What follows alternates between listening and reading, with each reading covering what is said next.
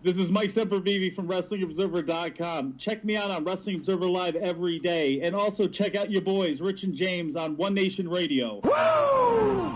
You now rocking with One Nation Radio. Welcome to the program. James Boyd, Richard Latta, and a couple friends with the show for your wrestling needs. Shopping out the rest of the IWC. We gon' tell her how it is. We gon' shoot from the hip. If they putting out trash, we gon' rip from the biz. Make sure that you tweet us and you rate the shows. Tell a friend to tell a friend. Now let's get it on the road. Hey. One Nation Sports. One Nation Sports. One Nation Sports. Welcome to One Nation Radio. And now, here are your hosts, Rich Latta and James Boyd. And thank you for listening. SocialSuplex.com. BWB, what's up? What's good? It's Wale, and this is One Nation Radio. You already know.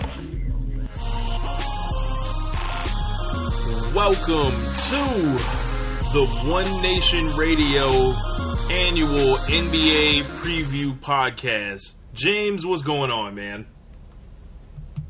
Not too much.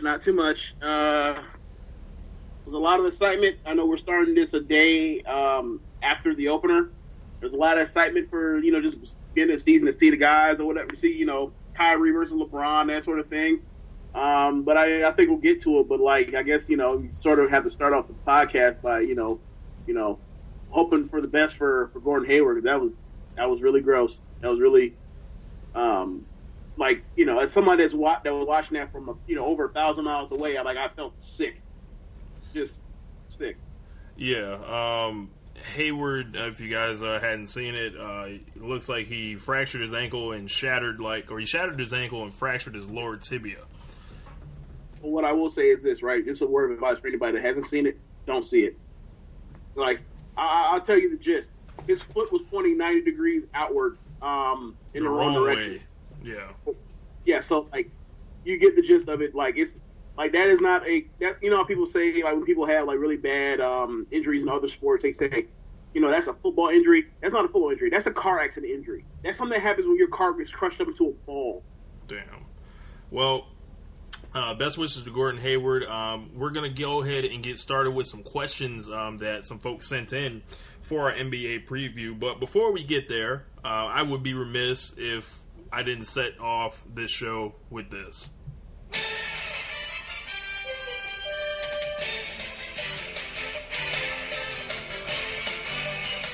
There will never be more iconic music in NBA or sports history than the NBA on NBC theme. Every day, I wish the NBC would put in a bid and get the NBA back so we can see this or hear this and get Marv Albert talking about, the NBA again. Hey, under this particular climate, it's probably the best for Mark Albert that he's not on broadcast doing shows right now, doing games. He's pretty much in a nice spot where he's at on TNT. Because right now, given his history, I don't think he'd be on TV. He ain't welcome around these parts, huh? I mean, dude, after this Harvey Weinstein thing, and we getting people with sexual misconduct about the paint right now, deservedly so. But Albert's whole story, nah, man. If people know about it, that was not something that was hid. Everybody knew about it, and he stayed on. I mean, look, let's talk about something else. Let's talk about basketball. You get my drift, James, our game is back. We're coming for the NFL's heads, all the controversy and everything going on with the NFL, just how, things have gone lately. And, the NBA is, the league right now. It has all the attention, and the more exciting storylines for sure. But let's get into some questions. Our first question comes from Tony Garcia. What's up, Tone? He asked a fairly common question. Who's the MVP going to be? James? It's okay. How many guys have a legitimate shot to win the MVP? Will you say, Rich? Because in my mind, I have 3 guys. I got 4. Okay, my three are LeBron, Kawhi, not in this order. LeBron, Kawhi, and Durant. Who is all the same? Like three to your four? That's 3 of the 4. Yeah, and the other one would be Curry. Steph. Yeah, I mean that's fair. That's fair. That's more than fair. So, in my opinion, it depends on how they want to play the narrative. If it's going to be the more with less award, Kawhi Leonard's going to win. And because it's going to be, 55 plus wins, all world defense, and then his scoring is, finally there. He's the number one guy. But I am going to pick Durant to be the MVP. He's going to be the best player on the best team. When in doubt, go with that. I have that. I'm worried. I have Curry as a third. I'm not Curry. I'm sorry. Durant as a third because I feel that Curry's going to steal votes for him. And right now, like I don't know. Like if I had two choices, I mean it's a coin flip between LeBron and Kawhi for the simple fact that like LeBron, given that team, what he has, like this could be a year where like. He's going to average, like, he could average 10 rebounds a game this year, like, or maybe even 11. Like, he's going to have to do a lot of stuff that, like, he's about to be point power forward. A lot of the dirty work, quote unquote, because, like, that team can't shoot. Aside from their bigs, like LeBron, I mean, he's going to be, in most lineups, like the second best, like 3-point shooter on the rock. I mean, until Isaiah comes back, of course. Like, he's going to be doing a lot of stuff. He's going to do a lot of. This might be like the first like full on like LeBron is like a power forward, full on power forward period situation of his career. I think he's going to essentially turn back into like an older version of what he was in Miami, where he's just point power forward. And, he's going to get down on the block. Eventually, they're going to figure out they can't be running Dwayne Wade out there left and right. They need to get JR out there, and then all of a sudden, JR is going to get a rebirth and start hitting threes. Korver's still there. Fry's still there. Love's still there. They still have tons of shooting, and they'll figure it out. I don't know. Like after seeing Dwayne Wade and Derrick Rose out there last night, like just for if they win 55 games, you're gonna look around and be like, dude, like they're. We'll see. We'll see how this goes. Like, I think LeBron's motivated to prove, whatever. In the regular season at least, like he has something to stay motivated about it, as opposed to like so many like last couple regular seasons where he's more or less like put a stamp on it. We're going to be unchallenged in the playoffs, get out the East anyway. Just try to rest up, especially last year when they had the injury to Kevin Love and JR, and then all the stuff JR was going through with his daughter. So this year is a lot more like smooth sailing as far as the team will be more together. It's the deepest roster, the deepest cast team LeBron's ever been on, and he has some motivation. So we'll see. I think he's going to have. I think he's going to put on like. I don't know, something like maybe like 27, 10, and 8. That type of season. I think Kawhi could catch him because, obviously, like, there's literally... who like, at this point in age right now, who do you trust on the Spurs besides Kawhi? I definitely don't trust LaMarcus Aldridge because he ain't got no heart. Yeah. I trust Manu Ginobili still. Call young Metro to shoot him. Yeah, exactly. Yes. I trust Manu Ginobili still. Still. You saw what he did to James Harden. Locked him up. In the playoffs last year, locked them up and embarrassed them. And I'll get to my James Harden slander later. But we have no idea like what Tony Parker's gonna look like after what happened to him in the playoffs. So after that injury, like you got Rudy Gay. We have no idea. You got Rudy Gay there. He's gonna be motivated. He's finally on a good team again. I think you need to call young Metro again. No heart. No, I just don't. Now that he ain't got no heart, because I don't trust him. Like, gotcha. Like, remember, like he left Memphis, and Memphis like stayed exactly the same, if not got better the second he left. Yeah. Like, what is Rudy? I mean, like, what is like Rudy Gay is like such a weird career because like he was a quote because of his talent level and that freaking body that he has, being that size. Like he was always in college he seemed like a disappointment. Then he slid in the draft, and him sliding in the draft, like he became like an overachiever because of his draft position. And then he gets halfway through his career, and you're like, wow, that dude, like, you will not win a single damn thing with that dude on your team. Like, so he's had such a weird career. Like, he's been like overrated, underrated, underrated. Like, all he's got all in the span of one lifetime. That's crazy. I've always kind of linked him and Josh Smith like kind of together a lot.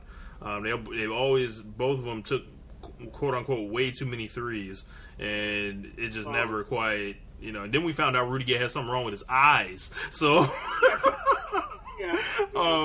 so next question comes How old is he now? Like, was he 33, 34? He was in the 05 draft, or the 04 draft, one of the two. But he left as what, a sophomore? He left as a sophomore. He's probably like 33. Yeah. Yeah. Next question comes from Nicholas Guerrero. What up, Nick? He says, do you think the addition of Wade will help the Cavs get over Golden State? I have I can answer this real quick. No. Fuck no. Like, in the words of Tony Montana. Dwayne Wade, I don't even think he'll make it to the finals. I think he's going to break down like a car on a highway. Yeah, man. Like, after the 2014 finals, I'll never trust that man again to make it through a playoffs ever. I don't care if they set that man down right now and don't play him until April. I still wouldn't trust him. Yep. Next question comes from Daniel Johnson. When is Orlando going to make moves? I like who they took in the draft, Jonathan Isaacs, but they have too many guys that do the same thing, and they don't really have guys with discernible skills. Like they have a lot of long athletes, a lot of them that can't particularly shoot, and their point guard position. And they also can't particularly switch on to onto point guards in switching situations. Like, they have, like, we talk, me and you talk about the Bucks a lot. As far as a team that's like perfect, or when they first were coming up, because they before Marco Carter was still there, because they had all that 6'7", 6'10", switch everything type of like philosophy. But the issue with the Magic is they have so many like power forward types that it's like you can't even like throw those guys out there and then switch everything, because like you're stuck out there with like Vucevic trying to guard, a shooting guard, and then Aaron Gordon, who should be playing power forward, who's playing small forward. Yep. Hazonia's never, I think it's an now and every year for Hazonia. Elfrid Payton, like, just a guy. Okay. Yeah. You got Biyombo there still, but they do have my dog, CGB. Can't go back. Jonathan Simmons. So, when you got him, you have a chance. He's always going to play hard. Why, James? Why is he going to play hard, James? Well, he got paid. He ain't got to worry about going back. He's made in the shade, as they say. We'll see, because I feel like that dude's going to, like, seeing how that guy's competed, I feel like he thinks that can be taken from him at any moment. I don't know, man. These guaranteed contracts. Lay it down. I mean, look, you know how they always people like to say about when guys get big money, and a lot of this is tied up in resentment, but guys get their big payday or whatever. There people are always afraid about they treat the fact, like, the contract, the big contract, as a destination as opposed to validation or whatever. So we'll see. Right. Maybe he sees it as validation. That'd be nice. Like, he's a great story for the NBA, but we'll see. We'll see. Yeah, and also he also has to play with those guys. Like, this, it doesn't help either. Yeah. This is a rough squad when you look at it on paper. But moving on from those guys. Next question comes from Howard Schilling. He says, what is the over/under amount of times LeVar Ball blames Lonzo's teammates after a loss? Howard, I don't appreciate the disrespect for LeVar Ball. LeVar Ball is going to get completely out of the way because he knows he can't basically, LeVar disrespecting the Lakers in public is akin to him disrespecting Magic Johnson. And he's just not going to do that. Magic Johnson was on Undisputed and said they have a great relationship. LeVar has not showed up at one single practice. I think, LeVar will, stay in his lane, as he likes to say. What do you think, James? Who knows? Could be 0, could be 50-11. Who knows? Look, I don't want to say he's in the Tyson zone because obviously he's never done anything that crazy, and he's ultimately, aside from the whole situation on the Cowherd show, with I can't remember her name. I think is it Kristen Christine Leahy. Oh, Christine Leahy. Aside from that, he's never really done anything that I would consider harmful. So, we'll see. He is an official mascot of the Lakers now. I know y'all never really had a Philly fanatic or Chief Osceola and Renegades type of situation. But hey, man, Lonzo is it now. I'm letting you know right now. When Jack goes, we giving that seat to LeVar. Not Denzel, not DiCaprio. No, none of them. LeVar, big baller, BBB. Well, we'll see. We might have to worry about that. LeVar might not be with the Lakers by the time. LeVar and Lonzo might not be with the Lakers by the time that whole situation happens, if and when it does. Yeah, man. We'll see. Next question comes from our buddy Chad Matthews. Chad, what's going on? He says, why does anyone think that adding Chris Paul to the Houston mix will make them better? He's an awesome regular season point guard who chokes when it matters, and he's old now. Chad, I completely agree with you. I saw you guys had a spirited debate about it. So, James, I don't know if you want to go first, because I feel the same as Chad. He's going to slow him down. He's not what they want. And it looks good on paper to add Chris Paul, but both of these choking dogs about to come out here and lay it down and get beat in round 1 or round 2. Go ahead. Okay, so it was a funny thing. I actually looked at maybe I was I remember specifically when it comes to Chris Paul as far as playoff situations. As far as choking.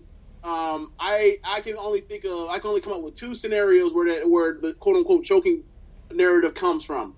One was what was that game that he blew or whatever against the 2014 Thunder? Was that game 3 or 4? That was game 5.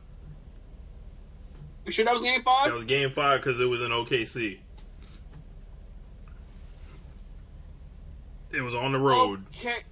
Okay, but there was a Darren Collison game after that though that extended the series, and they didn't go 7. No, that was game 4. That Darren Collison game. That was game 4. Game 5, they came back there choked and then got ass whooped on their home floor in game 6.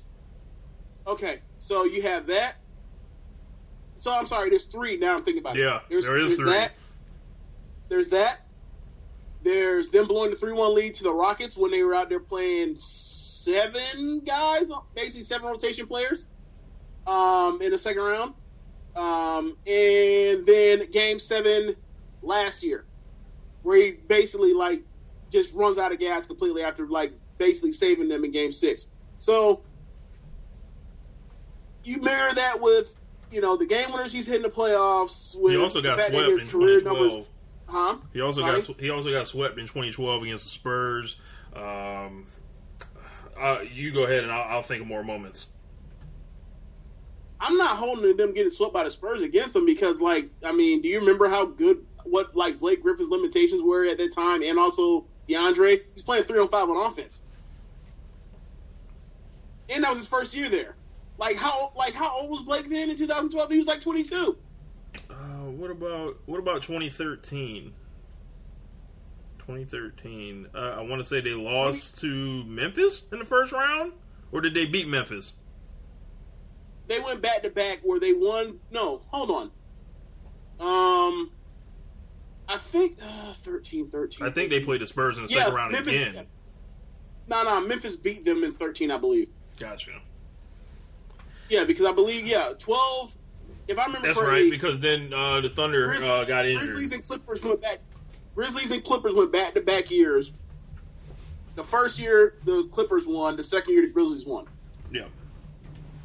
Because remember the Swaggy P game when they came back from like 20 down in 22? Yeah, that's what the situation was. But anyway, like his whole situation is he has failures, he has successes, but the fact that he hasn't gotten a second round, people think like he's some choking dog as opposed to like, you remember, you can see the failures, you also see the successes, and then you look at it like his career numbers. His career numbers are better in the playoffs than in the regular season. Now, like, now personally for me with Chris Paul, like I've made adjustments on my thought of him historically as a all-time great player. Like I thought, 6 years ago or so, like this dude potentially could be the best non-Magic Johnson, basically take the mantle from Stockton Isaiah Thomas as like quote unquote traditional point guard mold or whatever you want to call it, and say like he's the best guy or could be the best guy.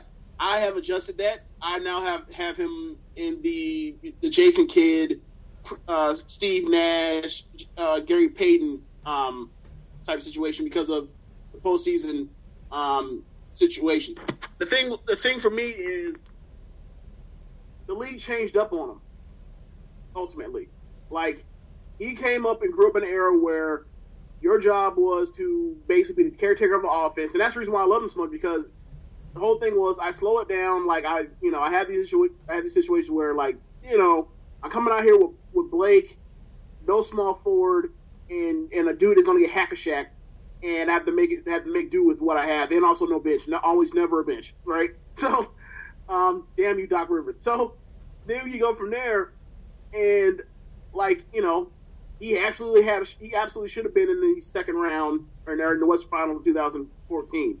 I'm sorry, 15, and they blew a 3-1 lead. Like that's absolutely a devastating knock on him. But for me, I'm not going to pretend like he's Karl Malone or somebody.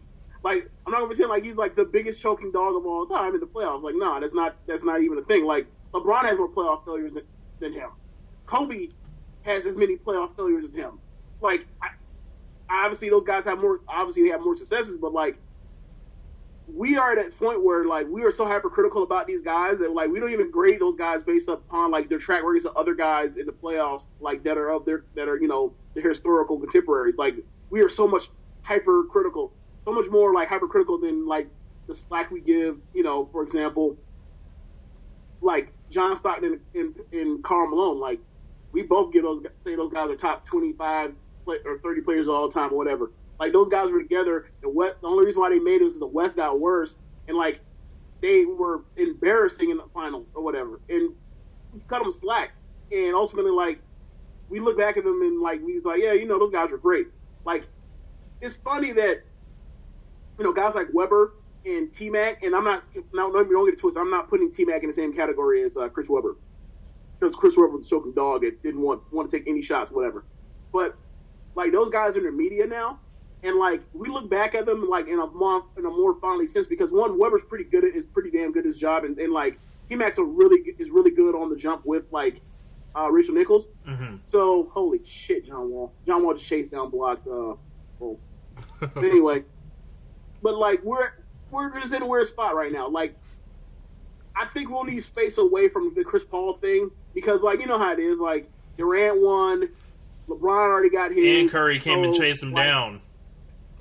Huh? He basically had to hand it over to Steph Curry, and Steph chased him down, and so did Russ. I wouldn't even say that about it. Like ultimately, like those guys came in an era where like you were told like, hey, you can go get buckets, like as opposed to you are the caretaker of the offense. Like the game changed. Like so remember before like Embiid, Towns, and Anthony Davis came into the league, and obviously the league shrunk in size.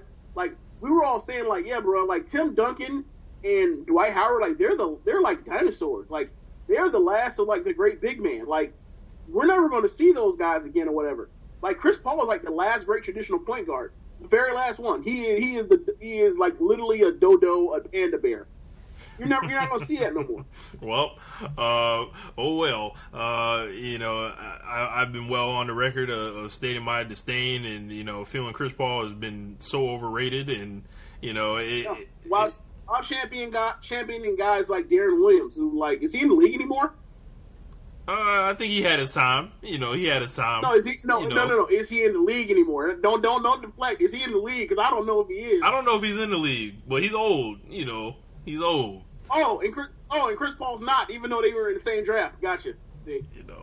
And that's another one that got me when Chad was in the discussion saying that, Chris Paul is the most overrated star of the 2000s. I was like, dude, do you realize that he was compared to Darren Williams his whole career or the first half of his career? Darren Williams was raw. Last I saw Darren Williams, he was playing himself out the league in the finals last year. Oh man, yeah. So with him and James Harden together, it's not gonna work. It's just not. And he's gonna get tired of having to.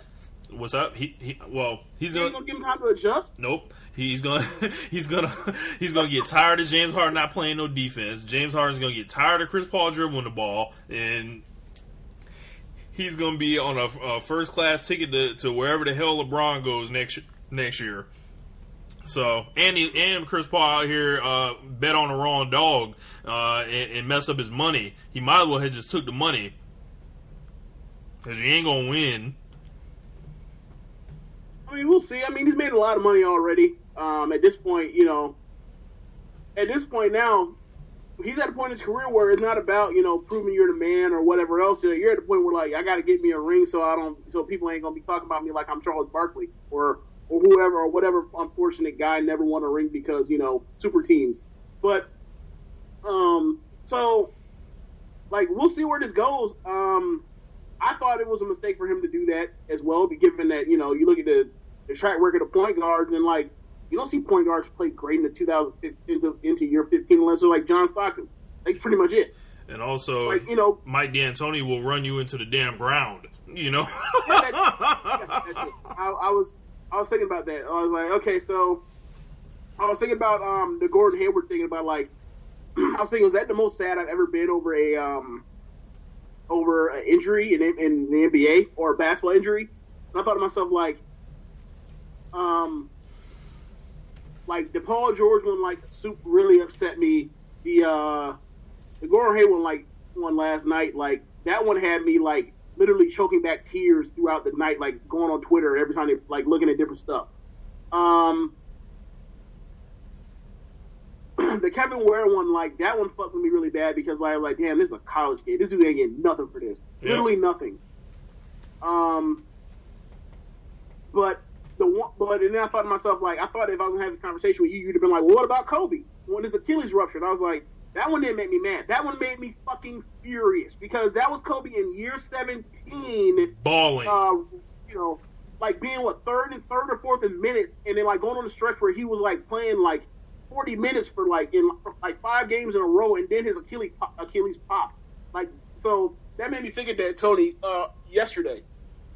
Yeah. So Mike D'Antoni is forever beef with you, sucker, and them two suckers you roll with. Can't wait to beat y'all boys. Best believe. Y'all, who? You, the Lakers? The Lakers. Okay. Yeah, I'm guessing you looked at the schedule and saw some schedule losses, because otherwise they finna put 130 on y'all every game. I say we beat them boys in the opener last year, so Cool. Got something for them boys. He says Howard Schilling says, "What do you think of the new All-Star format?" I think it is a reflection of the NBA in the Eastern Conference being absolutely ass. They had to do something to make sure LeBron kept showing up. Or else what happens if LeBron fucks around and be like, he goes on a sabbatical during the season, or he has some type of injury, and then you have to send the Eastern Conference out there to get destroyed by the West. I remember pitching this to you years ago, and you were like, hell no, man, they can't do that, because then if they pick these dudes, all this beef's gonna linger. Let the beef linger. I want the beef. I yearn for the beef. I need to know who the number 1 and 2 picks are. I can't wait to see it. I am sad to see the East versus West thing go, because I've always been a Western Conference fan, like always. Like, just, it's better. It's always been better. It's always been better, or do you mean like it's been better since '99? Well, the type of basketball I like. If you like that slow down, beat 'em up basketball from like the '80s with Boston, Philly, and Detroit, and eventually Chicago, cool. You can have that. Okay, like, because Stockton and Malone and Hornacek and Oyster Tag wasn't out there, playing brawlers basketball either. It wasn't Streets of Rage 2 with a basketball, huh? Nah, man, they had the Blazers out there. They had the Warriors. They had the Lakers. Come on, man. Run TMC was how many years? I think it was like 3 years. Okay, then, like. You had the Suns. Look, you had the Suns. The Western Conference has always played the more appealing brand of basketball. Alex English in Denver. Like Alex English. Then you got Dallas, like with all those guys. Like, come on, man. But what do you think of it, James? Yeah, I think it's I mean, whatever. If you want to make it, to where people don't talk bad about the game because they're literally not trying at all, because obviously why would I, endanger myself or actually try hard in an exhibition game can only do anything. The only thing it could possibly do is get me injured. I guess, that's, I mean, the whole point is you desperately want or not desperately, like you want the All-Star game to matter, then yeah, this is the way to go, because the other way, the players basically say like, whatever the bonus is for winning, it ain't worth it. Which is crazy. If anything would motivate them to do it, it would be a game of pickup, and it's actually like an even game as opposed to like, oh my god, like it's like we have LeBron and maybe Kyrie or John Wall, and then everybody else that's in the like top 12 best players in the world are all in the Western Conference. Like, yeah, I mean, this does solve some things as far as that, but I just didn't prefer seeing the politics in play of somebody's pissed off because they're literally the last pick of the draft. Figuring out who's going to be the captains to pick. The politics of what happens when it's a top 2 vote getters. Like somebody's a captain and then they don't pick their teammate with the first pick or whatever, and how people are going to feel and how it's going to fuck up. How that could possibly fuck up. Personal relationships on every night, on an everyday basis between players on same team. So like I was like, man, this is not a good look. Like this. Let it out. Let's see it. More drama. Let's see it. Cause confusion. Yes, let's see it. Birdman hands. Dylan James has a question. Why do you guys think people continue to sleep on the Spurs? Because they're the Spurs, Dylan. They play way down there. It's Greg Popovich. That's a great question, Dylan. Like, because we know what it is with the Spurs. You wanna know why? Why? Because they're one, in a small market, and two, don't want the fame and do everything in their league and do everything in their power to have stars to get respect, but have absolutely no star power, and they don't put in their half when it comes to media relations as far as promoting the league. That's why. There you go. Small market, purposely boring and not actually want any attention. So that's why they're disrespected. They don't care. Yeah. They just want to play basketball. They don't care about the other shit. Nothing wrong with that. Question for except for the part where like, like they don't put in their half when it comes to like being a part of the league and then putting in like star availability to do interviews and other stuff. They don't do that. Like that's a problem. But other than that, whatever. Our last question comes from Rance Morris. What up, Rance? He says, what mediocre teams do you see making a jump, a la Denver and Milwaukee? And I like the fact that you mentioned those two teams, because I was going to bring up one. The Denver Nuggets will be much improved this year. Nikola Jokic will rise to all-star status. Jamal Murray will be unleashed on the three-point line. Gary Harris will try to make sure that he proves to y'all that he's worth this money. Paul Millsap, got a deal over there. I read a great column about the Nuggets saying they're pretty much forming like a version of the Warriors, and they're, the next version of the Warriors in front of our eyes, except people don't realize it yet. If you look at where the players were in their development when they came together, the 4 stars of the Nuggets and a couple of their veterans comparably on paper, statistically and everything like that. But I think they got obviously some more tinkering to do, but look for those guys to be much improved. I'm glad you brought them up, Rance. I haven't thought about this. Is it even fair to say the Bucks, given that No. they made the playoffs last year and were competitive in the playoffs, No. and probably should have won against Toronto? No. Okay. Is Minnesota even fair to say, because they've been the team to look out for now the second year in a row to make a jump? And they should have 3 All-Stars. They should have 2 All-Stars, but we'll see what happens with Wiggins. Got all that money.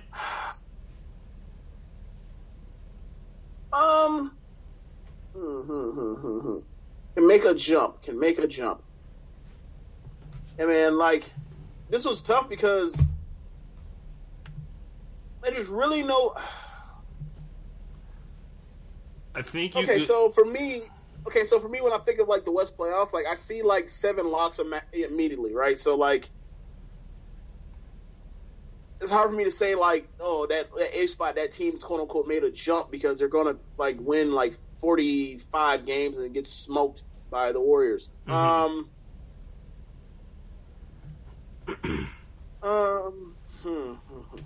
I don't see any team coming up out the East that's that makes a quote unquote jump.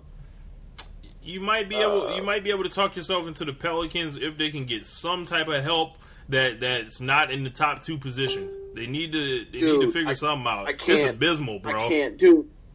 Bruh. Okay, so how can you build a team that has Rondo and Drew Holiday? Even them, if they had at least something on the wing, they have nothing on the wing. Not a damn thing. I don't know how you can build an NBA team and do that. And you can't find a guy that can hit some threes or somebody to be athletic and defend something. Nah, man. These guys, they need help. I don't know who the GM is, but I just like to point out that I called the downfall of the Grizzlies last year, and it would be the last year. And there's no more grit and grind, James. How do you feel about this? There's still grit and grind. It's just ain't no Zebo. There ain't no grit and grind. Ain't no Zebo. Oh, because there's no Zebo and Tony Allen? Yes, ain't no Tony Allen. Tony Allen's jersey getting retired there. Okay. Jeez, it's so to answer the question. Miami I'm Heat. gonna cop out. Miami Heat. Yeah, the Heat. Yeah, they're gonna make the playoffs. They're definitely gonna make the playoffs. They're gonna give some trouble. Yeah, I'll say the Heat. But as far as Memphis, I'm still voting for. Look, in my mind, there are 3 teams. So there are 4 teams that have no shot at making the playoffs in the West, right? So there are 11. There are 8 seeds, basically 8 spots for 11 teams. Memphis is one of those teams in that 11. So for just as an emotional pick, I'll choose Memphis as the 8th seed for the West. All right. So let's thank you guys for your questions. We're going to transition into previewing division by division. James, did you happen to get the over and unders by any chance? No, I only got the over under for 1 team. Oh, okay. So we can start with. I can't pull it. I can't go right back and find it if you want to. In fact, I have it right now. Is that what you want to do? I guess we can do that for the division. We start in the Pacific. Okay, so that means starting off with the Warriors. Yep. Over or under that number. Okay, these numbers are according to Westgate Las Vegas Superbook. So The Warriors over under is 67.5 games. Man, give me that shit easy. These boys win 69 or 70 games. Yeah, I'll take the over too. This is going to be the best team they've ever had. As we can see, the pieces were in place opening night before Draymond went out with the injury. But if Nick Young's going to come in and just be lights out in the second unit, you still got JaVale McGee coming back. You've got Jordan Bell. You've got Patrick McCaw. You got. Of course, that all-world starting lineup that they have. Klay Thompson looking like he's older and bigger, and also tanned. Another part about it is, like, they're sitting those guys all at the same time now. Like, it was one thing when they were sitting Durant and Steph together at the same time, which for me is like, I would never do that ever in these circumstances, ever. But it's one thing when those two were sitting down together. Like, they were sitting all four of those guys last night together. Yeah. And, like, they came back in the game and they blew a 15-point lead, but they were up 15 points. Yeah, these guys are going to be absolutely phenomenal. Durant's going to pretty much – this is a victory lap for Durant. I feel like from last year, continuation of last year's finals, and Steph is going to continue. This is probably going to be the best of Steph Curry, or one of the best Steph Curry seasons to come. I don't know if anything's topping that 2016 that he did, but yeah, these guys. I don't know really much more is to say. Okay, I got something to say. All right, so when Jordan, with Jordan along with all the dominant centers we grew up on in the '90s, the league was a isolation league. It was all about post ups and getting the ball to your best player in spots and having them, get on one person and go to work. Then the league turned into a pick and roll league, a pick and roll king and slash league, where it's Steve Nash, basically penetrating and probing and trying to find shooters and cutters like Marion and Amari. Then the league became a 3 league. Ultimately it's the 09 Magic. It's the it's the Warriors. It's Spurs. The Cavs. It's the Knicks. It's the 2012 Knicks. It's the Heat as well. Then the league became about. Then when LeBron comes around and him and Bosch basically reinvent basketball, it becomes about space. It's all about space to be able to drive to the hoop,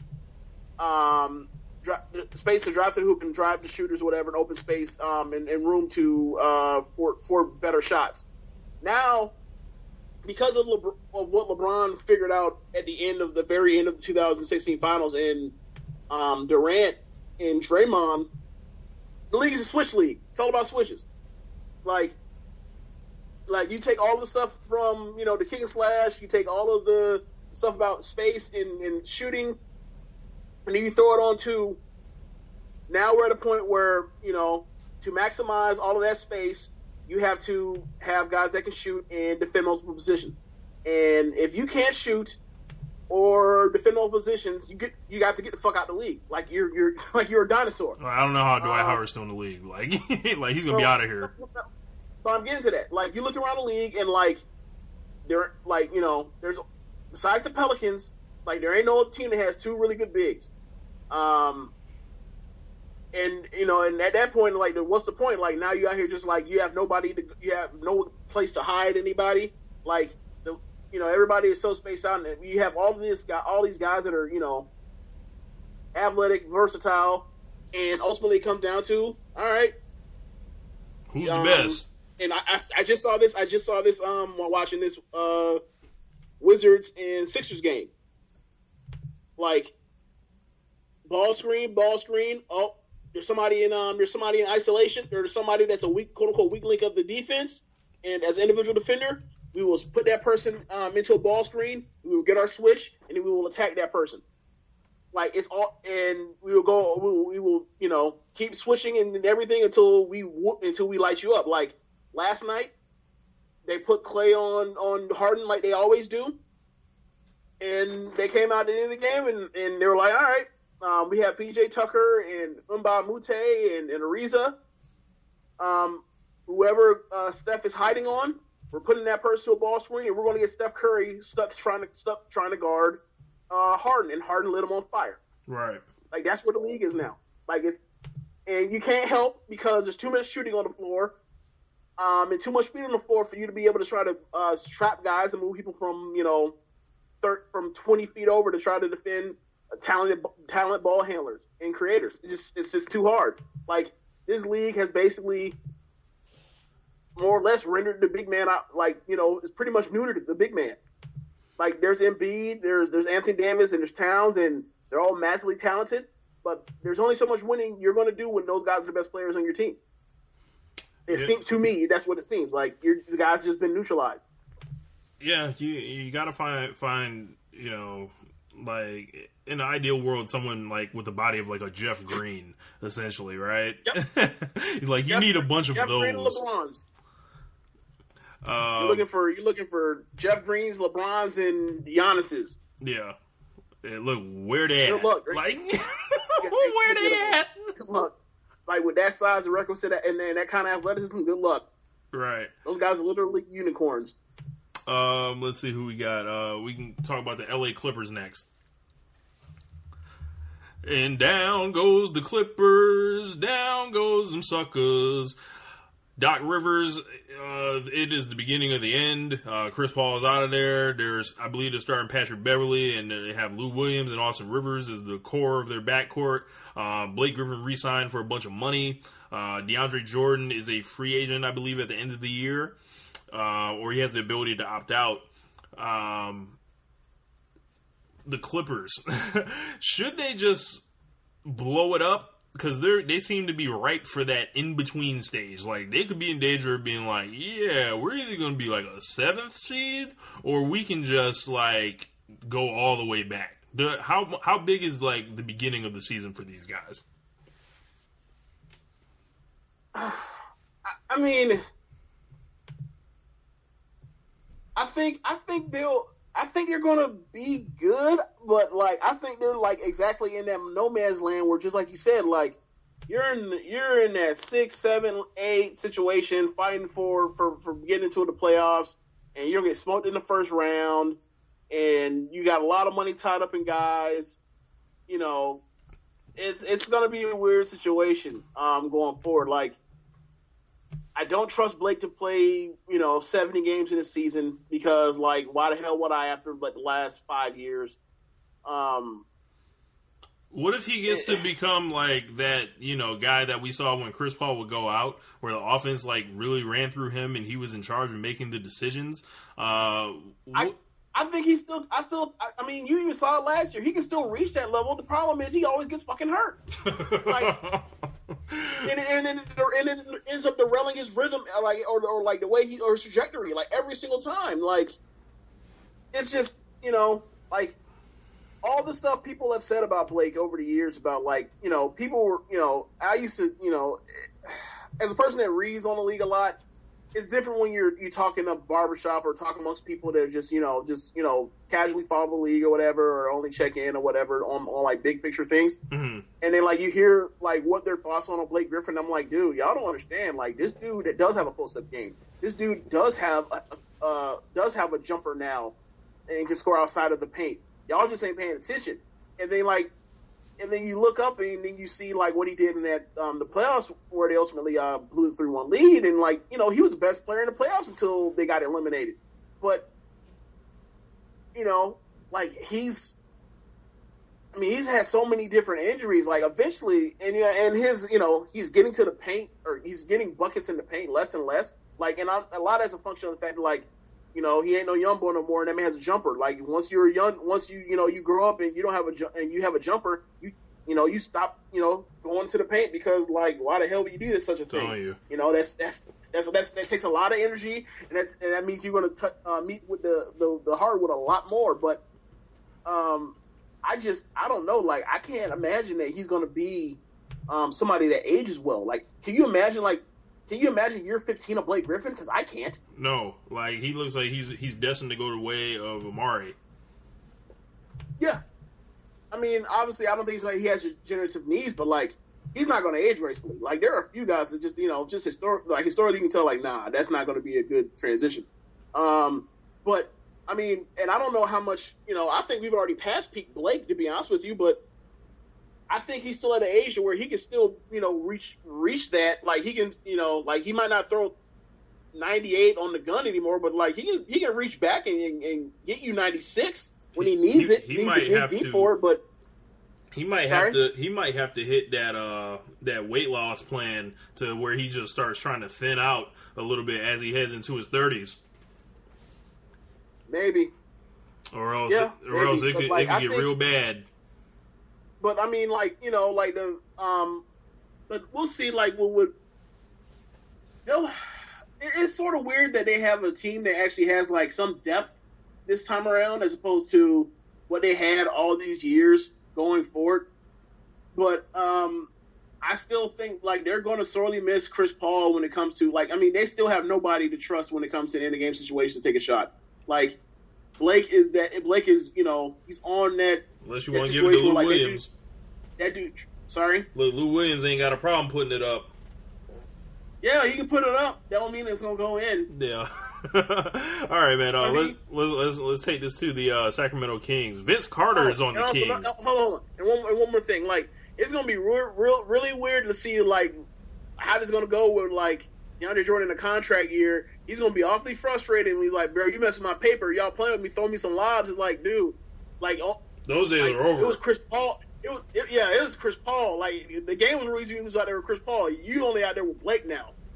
Yeah, those days are over, my friend. Wow, Manu Ginobili's just shaped in the game, and he got like a low haircut, but you can still see all the ball spot and all that. So the Sacramento Kings drafted De'Aaron Fox, and Vince Carter is a Sacramento King, still in the league, 40 years old. Vince has outlasted them all. James. Vince Carter, what do you make of this man? He's like, I'm not chasing no ring. I got way too much pride, to do that.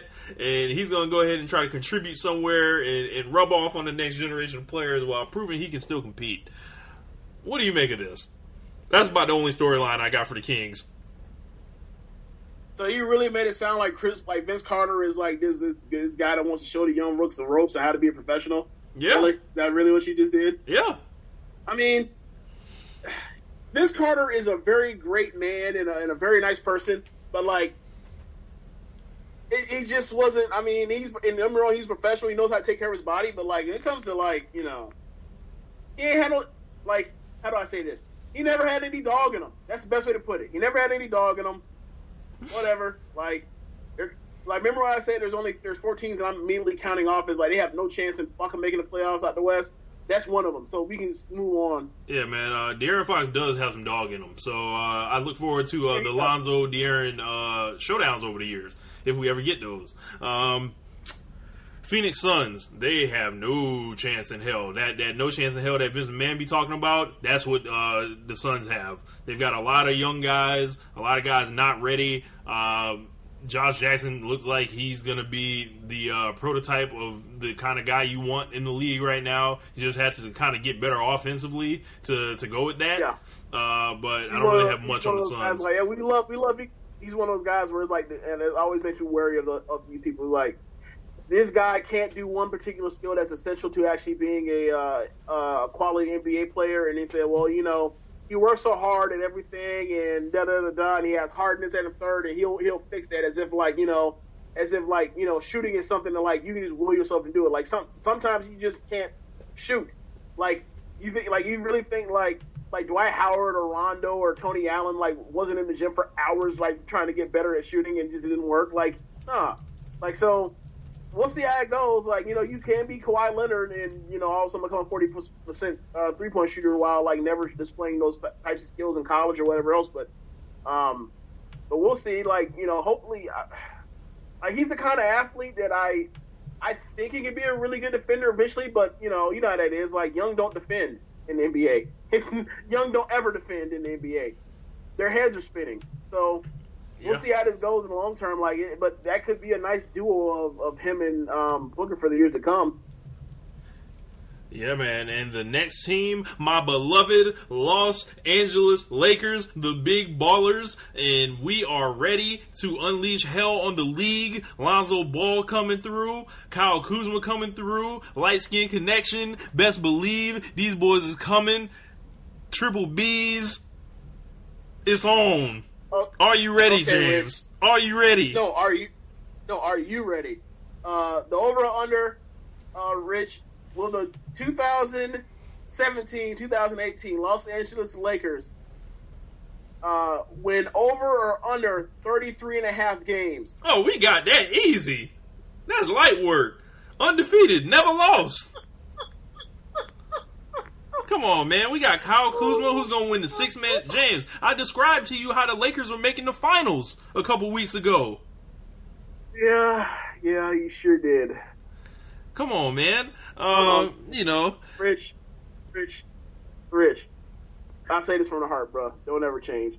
Always be you. Don't ever stop being you. You're the best.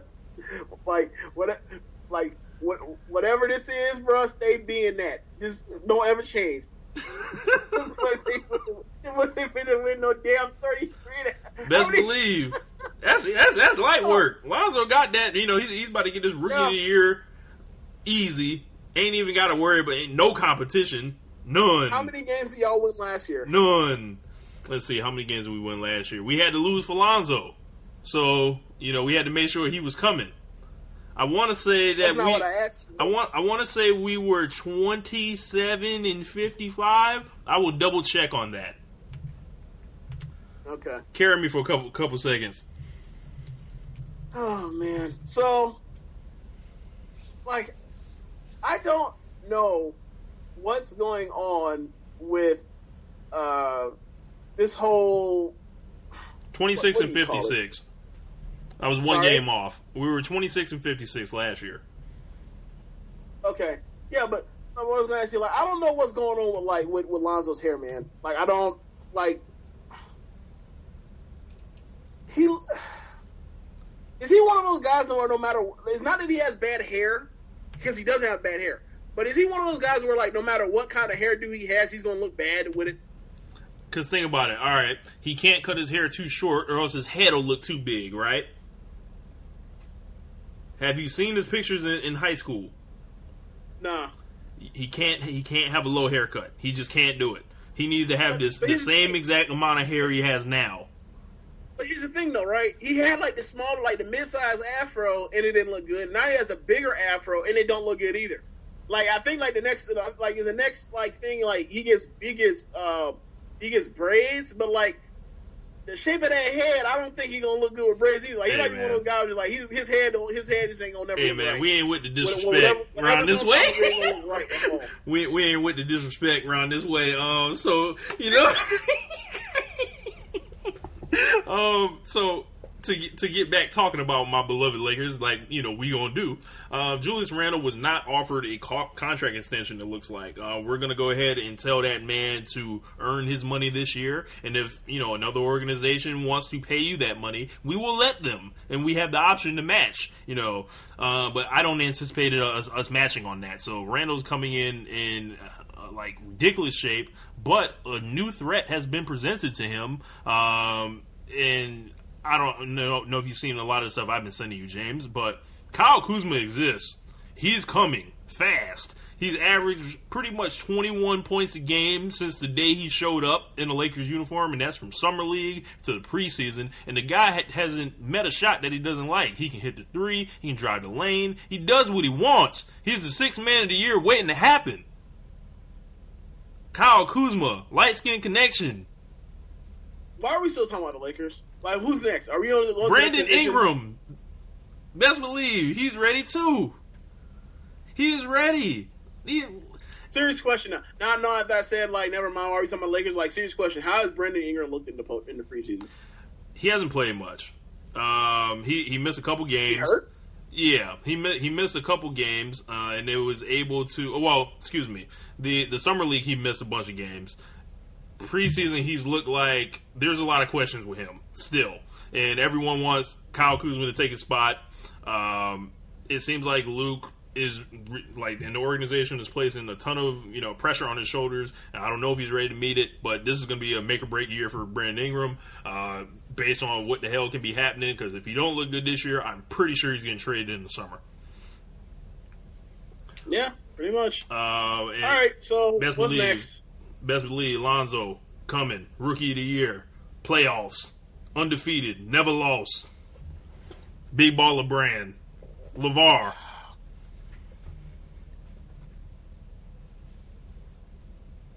Shall I continue? 'Cause I can do this all day. Please don't. Like, I don't think me or the listeners want to hear any more of this. Like, we won't talk about any other team that might not win 30 games as much ever. Hey, so man, let's. I don't know what you're talking about. So up next, the Denver Nuggets. These guys, as I mentioned earlier, Jokic is sure to leap to All-Star status. Millsap is he got paid, so I don't know how well he's going to continue to play. I believe he's like 31 or 32 on like a 3-year contract. Remember that man was out here playing behind Carlos Boozer in Utah. Yeah, he's been around. Yeah, and it's going to be they're going to have to keep building on what they got there. So what's their over under, James? The over under for the Denver Nuggets, I think it's like 40. It might be like high 30s. Let me look. It is. Yeah, I'm sorry. Actually, my bad. It's 45. It's 45 and a half. I think they meet that. They land right on that 45. So a push. Yeah, I got them like something like maybe like a game or two over 500. The Minnesota Timberwolves, we talked about them a little bit earlier, but Karl Anthony Towns, is it time for them to start turning this into winning now? Like all these great advanced statistics that Karl Anthony Towns is responsible for, and you look at him, he defends the rim and he shoots threes, and and you can't really. He blocks shots. He doesn't defend the rim. Like, that same thing with Anthony Davis. Like, yeah, them guys might get, like, over 2 blocks a game or whatever else. They're not Rudy Gobert or DeAndre Jordan or like, Marcus Smart who's protecting the rim. They're just not. Like, those guys are athletic guys, and they make plays, but, like, they're not, like, defensive forces as far as, like, they're not like Roy Hibbert in circa 2013. Mm-hmm. But how can the Timberwolves turn this into actually moving forward? They added Jimmy Butler and they have Tom Thibodeau with them, so you would think that would help the defensive end. What do you make of the Wolves? I mean, they have no depth. They have offensive firepower.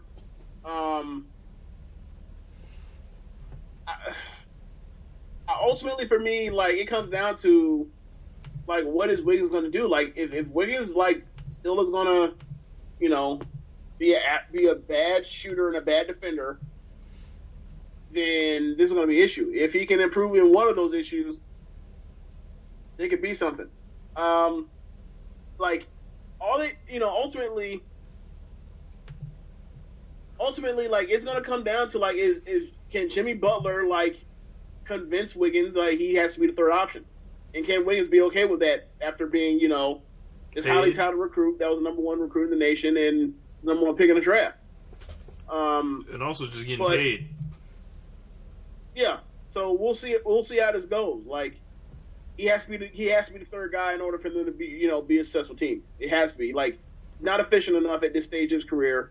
And he's like, not only is he not a good defender, he's like one of the worst defenders in the league, which it makes no sense because you see that off the charts athleticism, and you saw him in college, and the first thing we thought was, this is a dude that will make all NBA defensive teams. And it looks like it looks like he might just be, by the time he gets to a certain age, like, he'll just be there as a defender. He won't be a force like we thought he could be, which, that's kind of sucks. But so I don't know, man. Like, who's on their bench, right? Sorry? You know who's on their bench, right? Who? Jamal Crawford. Oh yeah, that's right. He's been washed for like 2 years now. Yeah, so their over under is 48.5. I'm way under on that team. Way under. Like I think they're going to win like 44 games tops. And you would think it would go a lot better for them just because you see it on paper, and then it's like I think you brought up something interesting with them having no depth, and with Jeff Teague being their starting point guard, they're pretty much going to be at a disadvantage in the West almost every night. He's going to have to guard somebody that's way better than him. And another part of it is like, okay, so you want a good defensive team, all right. You want to have a good defensive team. You want to make it quick in a hurry. Like they got Jimmy Butler, that's a nice start, but like ultimately, either you need somebody that is on the ball, that like somebody is going to quote unquote put the brakes on whoever is the top offensive facilitator on a team. So you want really good point guard defensive play, or you want a big dude on the back end that could be more or less like the safety on the defense and erase mistakes. They don't have either one of those. They got Jimmy Butler, who's one of the elite defenders in the league. But they got George Dang. He's quote unquote just a wing defender. They got Dang, who will beat you at the rim.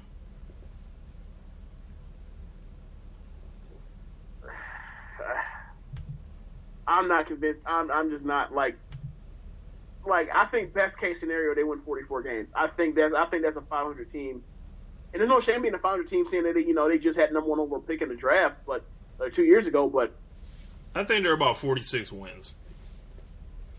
Okay, we'll see how this goes. The Oklahoma City Thunder added Hoodie Melo to the mix. They added also Paul George to go with Russell Westbrook. So pretty much they have a big three again. These guys, they essentially stole Paul George while in the middle of the night, essentially, and traded some bumskis for him. And was able to get that. I don't know how, that got signed off on by the league. But Carmelo Anthony got traded for Enes Kanter. I don't see how this doesn't make the Thunder better. Oh, they're absolutely better. Just for the fact that you don't have to deal with the how do I say this? It's so much harder to have to defend like three guys that are real live threats than like, if this is Spades, you'd be like, you got one book and a possible with Westbrook. Like Westbrook is for sure a book, but like self check out there, I don't know. Yeah, actually 2 books. They have to get him off the team. Kanter. So let's say 2 books. So if you dump the ball into Kanter, he'll get you buckets. Westbrook can get you buckets, but like Steven Adams, that's a possible. And then you just out here like, I don't know, bro. We're gonna be playing a lot of 3 and 4-on-5 or 4 versus 5 on offense. Like now they ain't got to worry about that. So, I think the issue for me is they're not gonna be nearly as good defensively as they were even last year, and that's even after the reduction of falling off defensively with Durant being gone and Ibaka being gone, but at least they're not redundant pieces like they were last year, where you have Oladipo being, homeless man's Russell Westbrook. So, like, why in the hell would you ever even use Oladipo? And then, you saw what happened in the playoffs. So, like, there's not a chance in hell that Melo or Paul George will perform like that in the playoff series. That would never happen.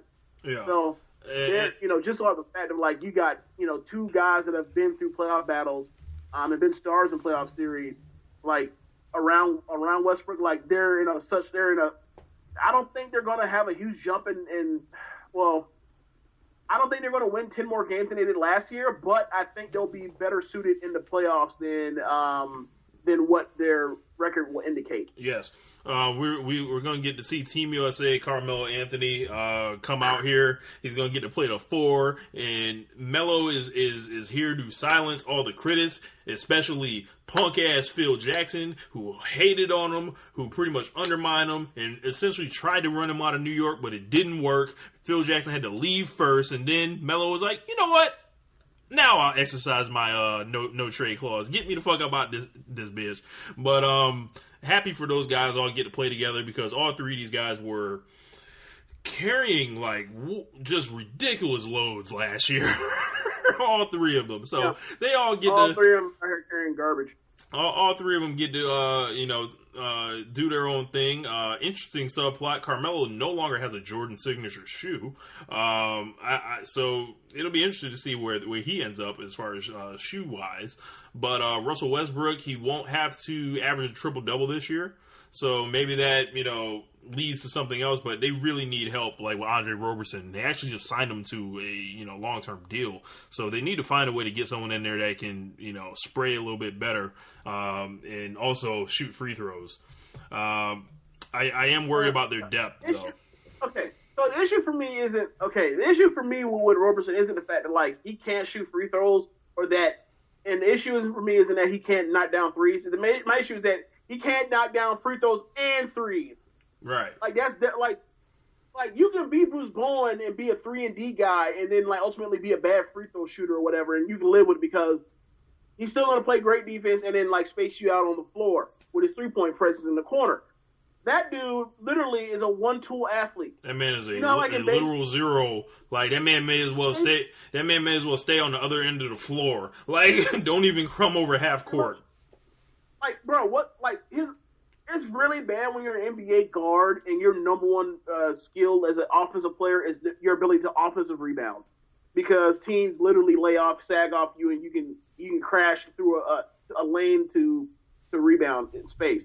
That's his number one asset as an offensive player is his ability to rebound. Unbelievable. He's a guard. Unbelievable. The Portland Trailblazers. Let's talk about those guys. Or what was the Thunder's over and under? It's probably in the mid-50s. Let me look. Have it up right now. It's 51.5. I've got them winning about 54 games in the West, in the very competitive West. I would say 50. I would say 53 sounds appropriate. Yeah, and we'll get to it later, but I got high hopes for these boys. Portland Trail Blazers. It's C.J. McCollum. Is Damian Lillard, and is Yusuf Nurkic, and what else you got? Well, you look at the playoffs last year, and literally, it was a two-man show. That first game, C.J. McCollum was incredible. It didn't matter because the Warriors were that far ahead of everybody else. They're light years ahead of the league. Let their owner tell it. But I don't know, man. There's only so much two or three guys can do. That roster has a lot of wow on it. Has a lot of Alan Crabb Alan Crabb's in New Jersey Evan now. Turner. Alan Crabb's in New Jersey now, but they have Al Farouk Aminu. They got a lot of they got Al Farouk Aminu and Evan Turner. They got a lot of that on their roster. So it's Ed Davis is still there. Yeah, they got a lot of kind of in between guys that guys that had big college names that ain't quite figure it out in the NBA. They got a lot of them dudes. Utah Jazz. I think they're taking a step back this year. Losing Gordon Hayward, Rodney Hood looks to step into that spot, but not sure. Dante Exum out for the season. You're still going to get great defense from Rudy Gobert. You got Ricky Rubio coming in there. I don't really... The Jazz, I don't think I'll watch more than maybe 2 Jazz games this year. Okay, so the thing for them is, regardless of whatever happens, they're still going to be, one of the best defensive teams in the league, top 5, because they still have Gobert, and then, even, I've never been a George Hill fan, but, Rubio is, a really good defense. They have, that point where I was talking about earlier about, they have a front-end guy that can, basically choke off the front end or choke off the head of the defense, and they also have the eraser back there with Gobert. So, they are still going to be very good at. They have an identity, and it's we're going to be really good at defense, and then we'll figure the rest out on offense. And that's not going to necessarily be fun to watch, but it was successful for them the last 2 years, and it looks like it's going to be successful for another year. They still got Joe Johnson. Yeah, Joe Johnson still going to be 6'8", playing wing, so he's still going to always be the person he's going to be the person that takes the shots at the end of the game for him. I don't know if Ingles can replicate what he did last year again. we'll see. We'll see. But I think that team will be one of the teams. I think that team's going to just barely miss out on the playoffs. I think that's going to end up being the team that finishes ninth. Gotcha.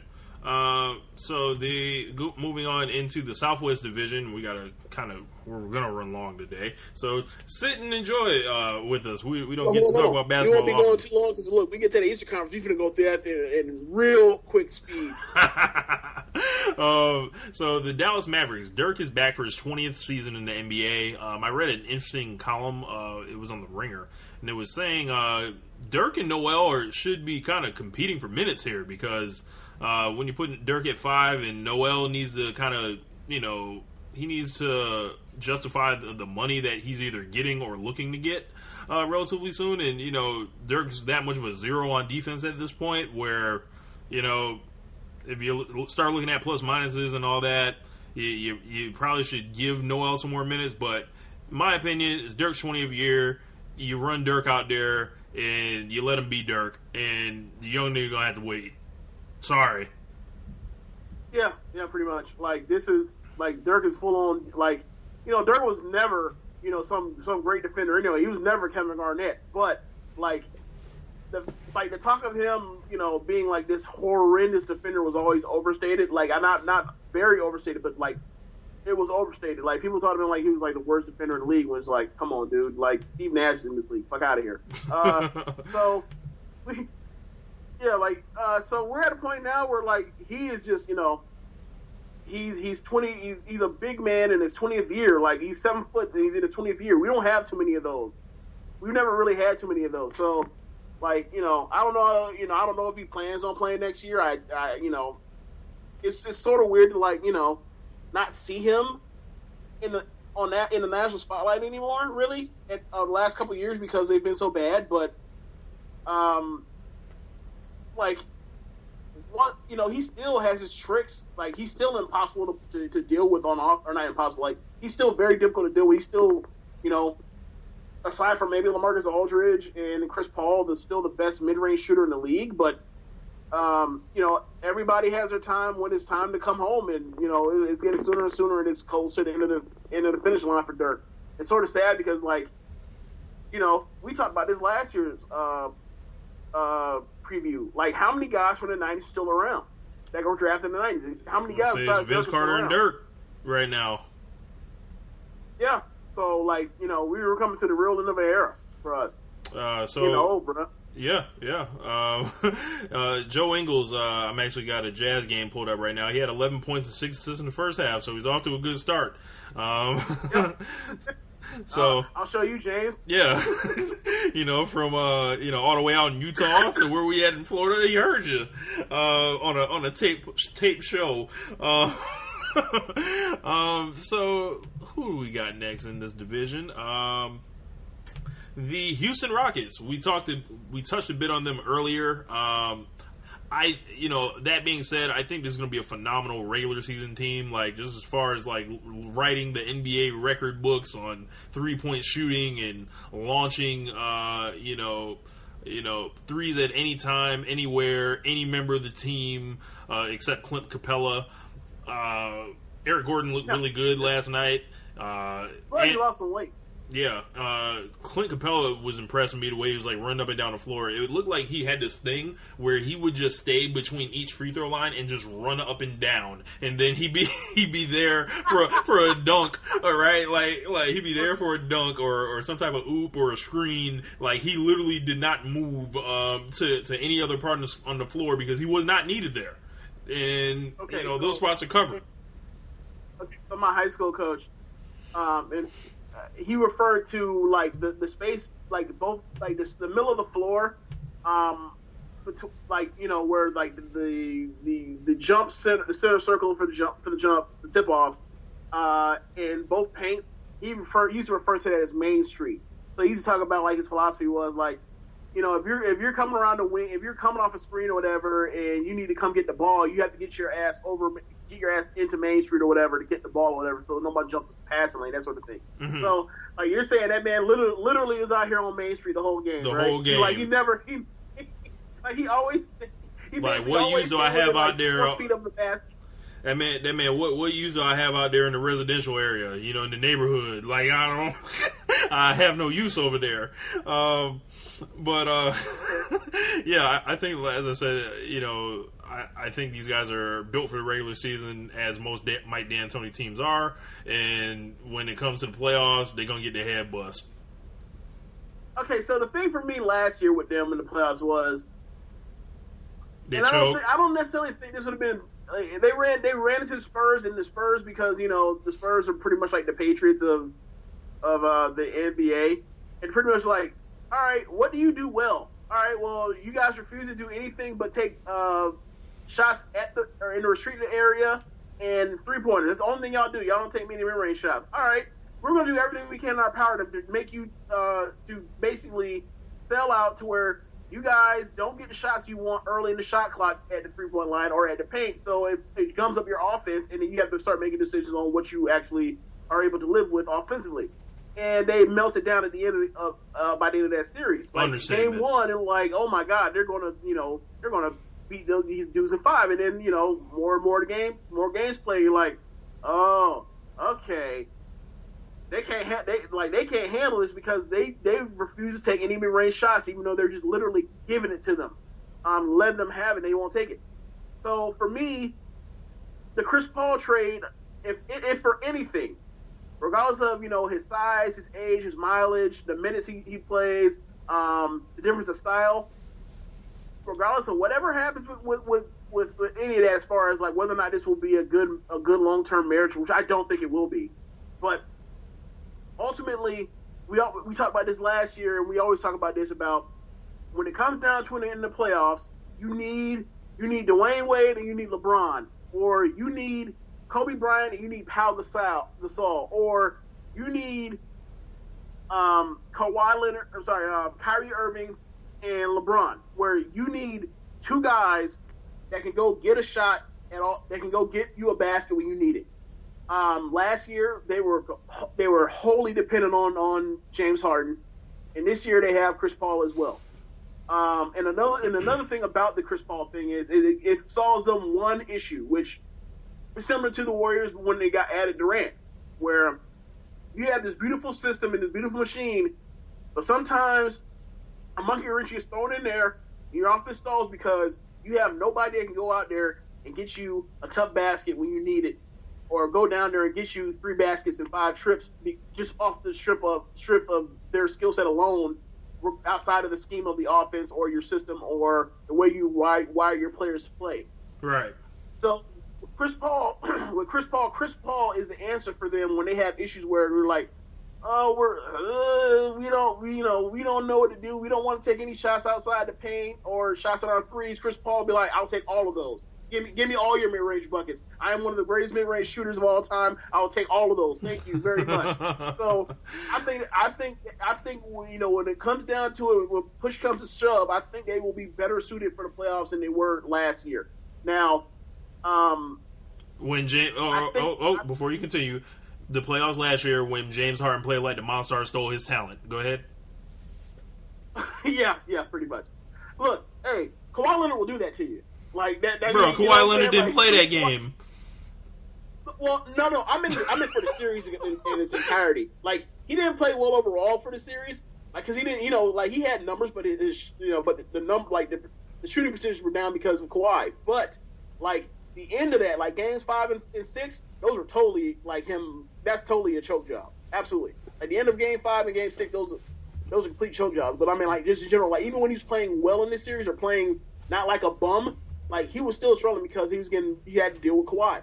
But I feel like this is going to be a long process where it's going to take them throughout the entire year. It's going to take them to where they finally figure out a balance between Chris and the way he plays and how the Rockets do play, and Harden. So and that whole marriage of who has the ball and when and where and taking turns. But I think ultimately by the time we get to the playoffs, they're going to be better for it going through that. They're gonna have to have 2 offenses. Oh, wow. Hey, there's nothing wrong with having 2 offenses. Hey, like, think of it like this, right? the LeBron James, Kawhi, and Kyrie Irving offense those were two different offenses. I mean, you had a dude that's out here pace his space and spread the ball around to everybody else, and I dictate where the ball goes based off of me making reads and this and the third, and then Kyrie's offense, which is I'm just gonna dribble. Hey, I'm gonna dribble. Look, they couldn't. The only person that stopped Kyrie was himself. You know. That's my point. Like, sometimes sometimes it didn't go well. Sometimes it went great. Like that.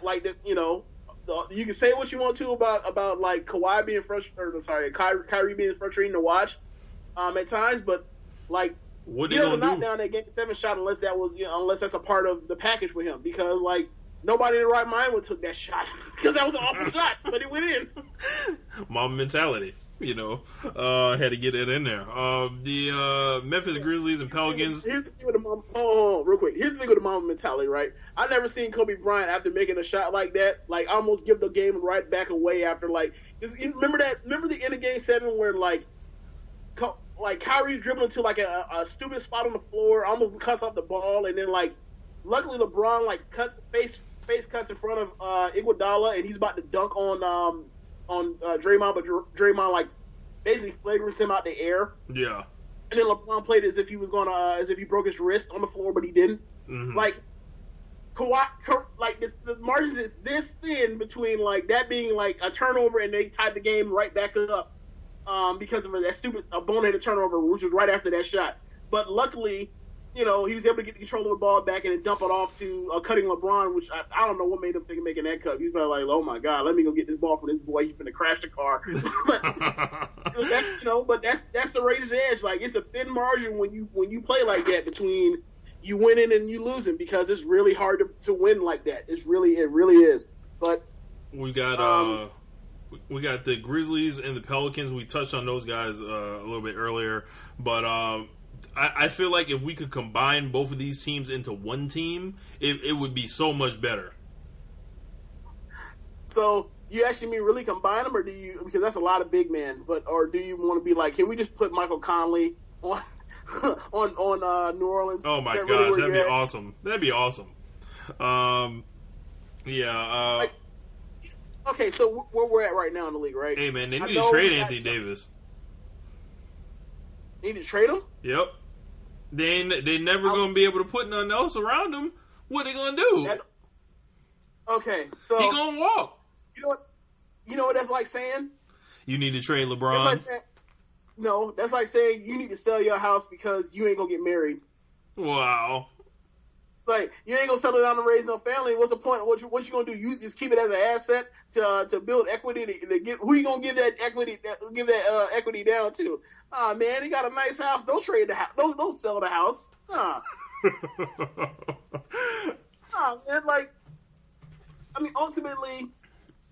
Look, man, because I feel like the Celtics will throw every number one draft pick at them until 2045 to get him.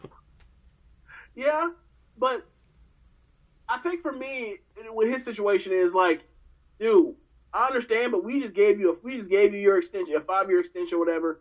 Like, we can lose games with you and then like still get top and still be like 7th in the draft. Like, if they can get like you can get valuable players you can land players at 7. Like, it's going to be hard, obviously, but like you don't basically tank. And you don't basically tank out for future draft picks for the 20% chance, or no, the less than 10% chance that they turn in Anthony Davis. Like, nah, that's hustling backwards. If I am Anthony Davis, I go to the general manager's office with a gun. A gun during the next NBA draft and say, you better draft a small forward. You better draft a shooting guard. And if you do not draft this small forward or this shooting guard, this will be the last NBA draft you participate in. Wow. Yeah, a fucking gun. Yes. Gun! So, want this man to show up to work with a gun and tell the boss what he gonna do, what he is and isn't gonna do. Yes. So you want that man basically to be like Stone Cold Steve Austin again with Vince McMahon in '97 with the fake gun? Yep. Slap him in the nuts. Okay. All right. Bow down to Stone Cold. You know. San Antonio Spurs. We touched on them a little bit earlier. Kawhi Leonard's going to be awesome. Pau Gasol's older, a lot older. Do you think he can keep this up? Pau needs to lay it down eventually. Like, he just stopped playing. I think he finished his national team career recently. I don't know, man. As long as Pau wants to go, you know, he's a true Laker. He can do what he wants. You know, maybe he can come home. I don't mean it like, is he still a valuable piece on the team? No, but he should be coming off the bench for someone, or he's like, I don't know, man. He's a relic of a bygone era. He tried to embrace the whole 3-point game, but that's not really his thing. And obviously you're seeing how that worked with Mike D'Antoni when we were like putting him on the bench for stretches back then. So this is 5 years later now. The thing with him is like, for this era, if he came around now, like this has been like the perfect spot for him because like you could have been like, all right, we'll use your skills, or whatever, but like we will. A team ultimately be like, look, we will let you, you know, we will throw the ball into you 8 times a quarter or whatever, and then go from there, and then like ultimately like we will get you around the elbows and get you spots, and then like at this point, if he came around now, like obviously he would stretch his game out to being actual real live 3-point threat as opposed to somebody that can just do it because he's, you know, that talented, But like now, you know, after that experiment with D'Antoni when he played power forward or whatever, like it showed you like, nah, bro, he's not meant to be like a steady. Like, just because he can do it doesn't mean like he can like do that and be just as effective as he was as if you used all of his game to its full potential. Mm-hmm. Like he needed post touches to be as effective, to be equally effective with the other stuff he could do. Like you can't just be like, yeah, never mind, we don't. It's almost like saying like, yeah, you know, like. I know Randy Moss can run deep routes and run slants, but like let's only have him on slants. It'd be like, nah, that's not a good idea. You need to, you know, to stretch the defense out and go deep and put the hand up and showcase all the other stuff that comes off of like the threat of the, you know, of that one thing that's like his go-to move. So, but now, I mean, it's just, you know, he's older, but I don't know. Like, this whole team is old. I mean, we've been saying that for the Spurs for like a decade now. Oh, are they really old, or is it just him and like Parker and Ginobili?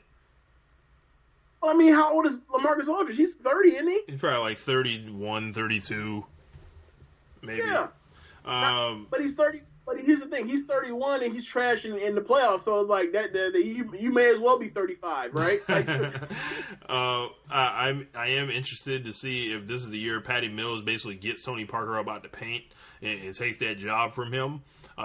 Mills has long been, you know, the better 3-point threat in the ever-changing league. You know, Parker's age is only working against him at this rate, and he's coming off that injury. Yeah, and was he 35 now? Tony Parker has to be way above 35. I think we had the same conversation last year. Tony Parker, one of them dudes, we don't know his age. We just know he old as hell. Hold on. I mean, like I think he's like officially 35. I think he turns 36 during the season, though. Good grief. Manu Ginobili, this is his 16th year, 40 years old. You know, Manu can play as long as he wants. I'm not telling him to leave. Hey, Rich. Yeah. Guess who's 35 years old and turns 36 during the season? Tony? Yeah. Wow. Right, because we had the same conversations like last year, and it was like, wait, he's not 34, is he? He's like, yeah, he's 34. He turns 35. Yeah, exactly what happened last year. Man. So, yeah, I believe that is the West. Yeah, so let's go to the East. Let's talk about the Cleveland Cavaliers, and then we'll get to everyone else. The Cleveland Cavaliers, as we mentioned, are a radically different team this year. LeBron is back for his 15th year in the league. He's joined by Isaiah Thomas and his bad hips, Dwayne Wade and his curls, and rapidly deteriorating game. And also Kevin Love at center. I am wondering, what is this team like? Like what they're trying to do is they're trying to match up with the Warriors so much defensively. Like they're trying to make sure they can guard them. That's why they have Jeff Green. That's why they have Jay Crowder. You would think those guys, like, you know, LeBron doesn't have to see those guys, and they get to practice going against him every day, and then those are Kevin Durant like bodies essentially. And you see Dwayne Wade, we mentioned it earlier. I don't think Dwayne Wade will be out of there eventually, and J.R. Smith will have that spot back. I still think they dominate the East because the East is like a wasteland. It's like Outworld in Mortal Kombat, essentially. I was thinking about this, right? How many teams from the Western Conference will make the playoffs in the East? And out of the 15 West teams, I came to the conclusion that, like, the answer was either 12 or 11, and I was leaning heavily towards 12. The East been trash, bro. The East been trash since '99, bitch. Like,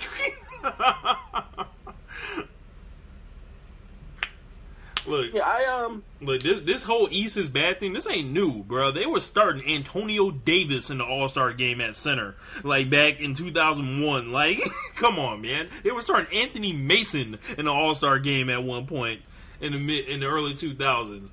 The East has been trash for years. Booty, basura, excrement. Well, the last 2 years, the previous 2 years, it wasn't like in a record, like head to head, the record difference wasn't like negligible, right? Like I remember 2 years ago, the West won, and head to head, East versus West games. Like the West only won 12 more games. Like that's barely a difference at all. And then the year before that, it was similar to a situation where, like, they're not as dominant as they've been over the previous years. Like now we're back to where we were, where like the West is just, it's not even worth discussing about, like, talk about the Eastern Conference or whatever else. Because like, so it's tangible. Like you see the star power just leave. Like I don't know why guys are just like signing to head west. I don't know what this is. Like I don't know. Like they realize that the harder place to go is to the West because it's harder to play in, and the guys are still saying like, nope, I'm getting the hell away. I'm getting the hell out of here. Why? I don't know. Giannis had 37 and 13 tonight on the road, and they beat the Celtics. Celtics, right? Yep. Yeah. Celtics open 0-2. Yeah, you got anything else to add on the Cavs, James? Before, like, do we expect LeBron to be up out of there this year? After this year? I don't know. Like, the more this stuff is developing, is like, where could he go? I mean, he could always come home. He live in L.A. Like, but that's like that job. Like that idea of going there looks worse and worse every single day. Like, unless he's going to go to the Celtics, which I don't even know. Like, I don't even know what to do with that if he goes to the Celtics. I don't even think that's really even a thing. Like, just the idea of like they have the cap space and the picks to like facilitate that happening, and the talent to facilitate that happening because of like Tatum and Jaylen Brown. Well, they have Kyrie. That's not happening. But like, sorry, they have Kyrie. That's not happening. What? Here's the thing. Because Kyrie has been so mum on the word of this, what was the last straw of what made him ask for the trade. Like, I wonder if like this whole thing was like a setup. So does it work? You used to be like, hey man, like say you want out of here for whatever reason, like you don't give a real reason for why you want to be away from LeBron. Play out the year, we team back up with better pieces around us, as opposed to all these old guys. Look, LeBron's not above. Look, LeBron is not above collusion. Oh well, yeah. Like LeBron been colluding for a decade now, bitch. Ridiculous. So anyone else in the East you want to talk about? I mean, the Celtics, the Bucks, the Sixers. So I can ask you about Joel Embiid. Yeah, I mean, really, like, think about it like this, right? The Magic, hell stink. No. The Pacers stink. The Knicks stink. Ooh. The Hawks stink. The Nets stink. The Bulls stink. Like, that's half of the East. Yep. Like, they're a wasteland. Like, I was thinking before the Hayward injury, like, wow, this is going to be like LeBron's first competitive series in the East since he went to Cleveland. Nope. And then, nope. Just immediately like, that's not going to be a thing anymore. And like, this team has more depth, but like, this team also has more like questions on it because like they have far less shooting than they had before. I still feel like you're at a point where like you're going to have to rely on LeBron to take every big shot now. Like he's going to be stuck in this situation. What I always said like was unfair to judge Chris Paul against, which was you're asking a dude that has to make every big shot for a team and also get every open shot for everybody, like at the end of games and crunch time situations. Like that ain't no recipe for success. That's why you need two guys that can get their own shot. That's why I've always been on that. I always said that you always need two guys to get their own shot. I think we should watch out for the Heat. I think the Heat are a very well-rounded team. They don't have the glaring holes that everyone else does. Well, here's the question, right? Now that, unless like Washington gets the second seed and wins 50 games for the first time, like that we've been alive, or Kyrie actually like jumps to MVP status. Like, is Miami Heat like the only positive story in the East this year about like this team will be a feel good story as opposed to like, oh yeah, it's the Cavs. The Cavs gonna whoop everybody. Oh, the Raptors, they go out there and play the Cavs and get drugged. Yeah. Oh, I think you got to look at the Sixers. They got all them young dudes that they finally might be able to get them on the court this year. James, how long is Joel Embiid going to be on a minutes restriction? Why is he being on a minutes restriction? I mean, didn't he get injured? Didn't they shut him down at the end of the season because he was hurt? Yeah. Yeah, I think that's the reason why. Like, I think next year... Are they going to do it till he's 30? If everything... Sorry? Are they going to do it till he's 30? Like, I don't... I think by next year... Here's the thing, right? Regardless of whatever happens, if he fucks around and he gets hurt again or whatever, all we're going to say is like, it's a damn shame, whatever else. Like, if this is going to potentially, like, protect him or whatever to where he can actually be a real player and, like, and learn and everything else with those other guys, like, it's a success. Like, they just delaying the inevitable. He's gonna get rolled up. He's gonna get rolled up on eventually, like in 4 years from now. Like they might as well just let him play. Like take the kid gloves off. This is like some Steven Strasburg bullshit where they shut him down for the year when you have a chance to win the World Series or something like that. And it's like, what are you saving them for? Like, like what type of science do you have on this? Well, here's the thing. They have more education, or they have more, as you say, information than we do. So that's why I'll just default to them. And I'm always on the. He's played. I'm always on. Go ahead. He's played less games than Greg Oden through the same period. A lot less games. Like Oden through the same played like 80-something games, and I think Embiid's only played like 31 games, something like that. Yeah. And I'm not. Yeah. And they should have traded him this summer and gave a king's ransom and try to get something. Instead, they committed to 5 years, $140 million or 48, and y'all putting them on a minutes restriction. Okay, I ain't gonna tell y'all how to spend y'all money, but y'all betting on a lemon. Here's the thing. I don't know if that's fully guaranteed. So I think there are some injury provisions in there. I believe there are. Yeah. So if he's going to be any bit as good as you think he's going to be, then it's worth it. That's going ready for it anyway. So whatever. Because look, it's not like if he had went on the free agency market, it's not like he wouldn't have gotten that offer sheet from somebody. Mm-hmm. He would have. I'm really more interested in seeing what happens with Ben Simmons and Fultz. Fultz is trash. He's not starting.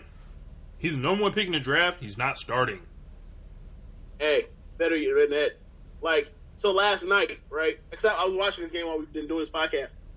There were things that John Wall did to Fultz that made me feel worse for him, worse for Fultz than what LeBron did to Jason Tatum last night. And you see some of the quotes Jason Tatum had about LeBron? Nah.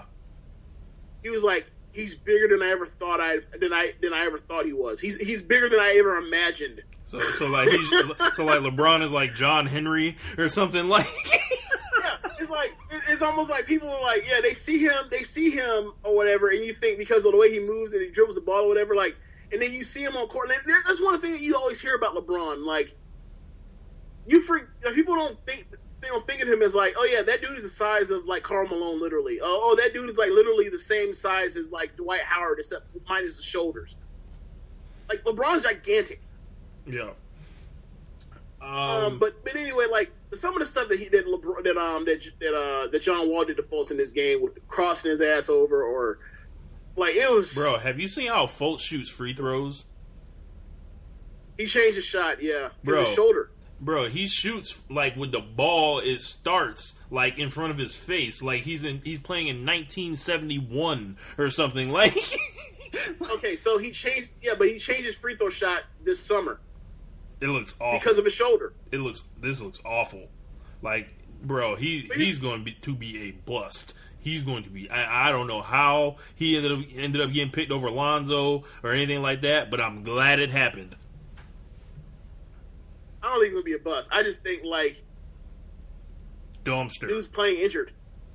Okay, we'll see. We'll see. Yeah, we'll see. That man coming out. Look, Jokic just got yammed on by Alec Burks. I don't have an attachment to either one of those guys. Lonzo, I personally from what I've seen from both of them, or just in highlights, or whatever. I would have preferred Lonzo as well, but we'll see. And also the fact that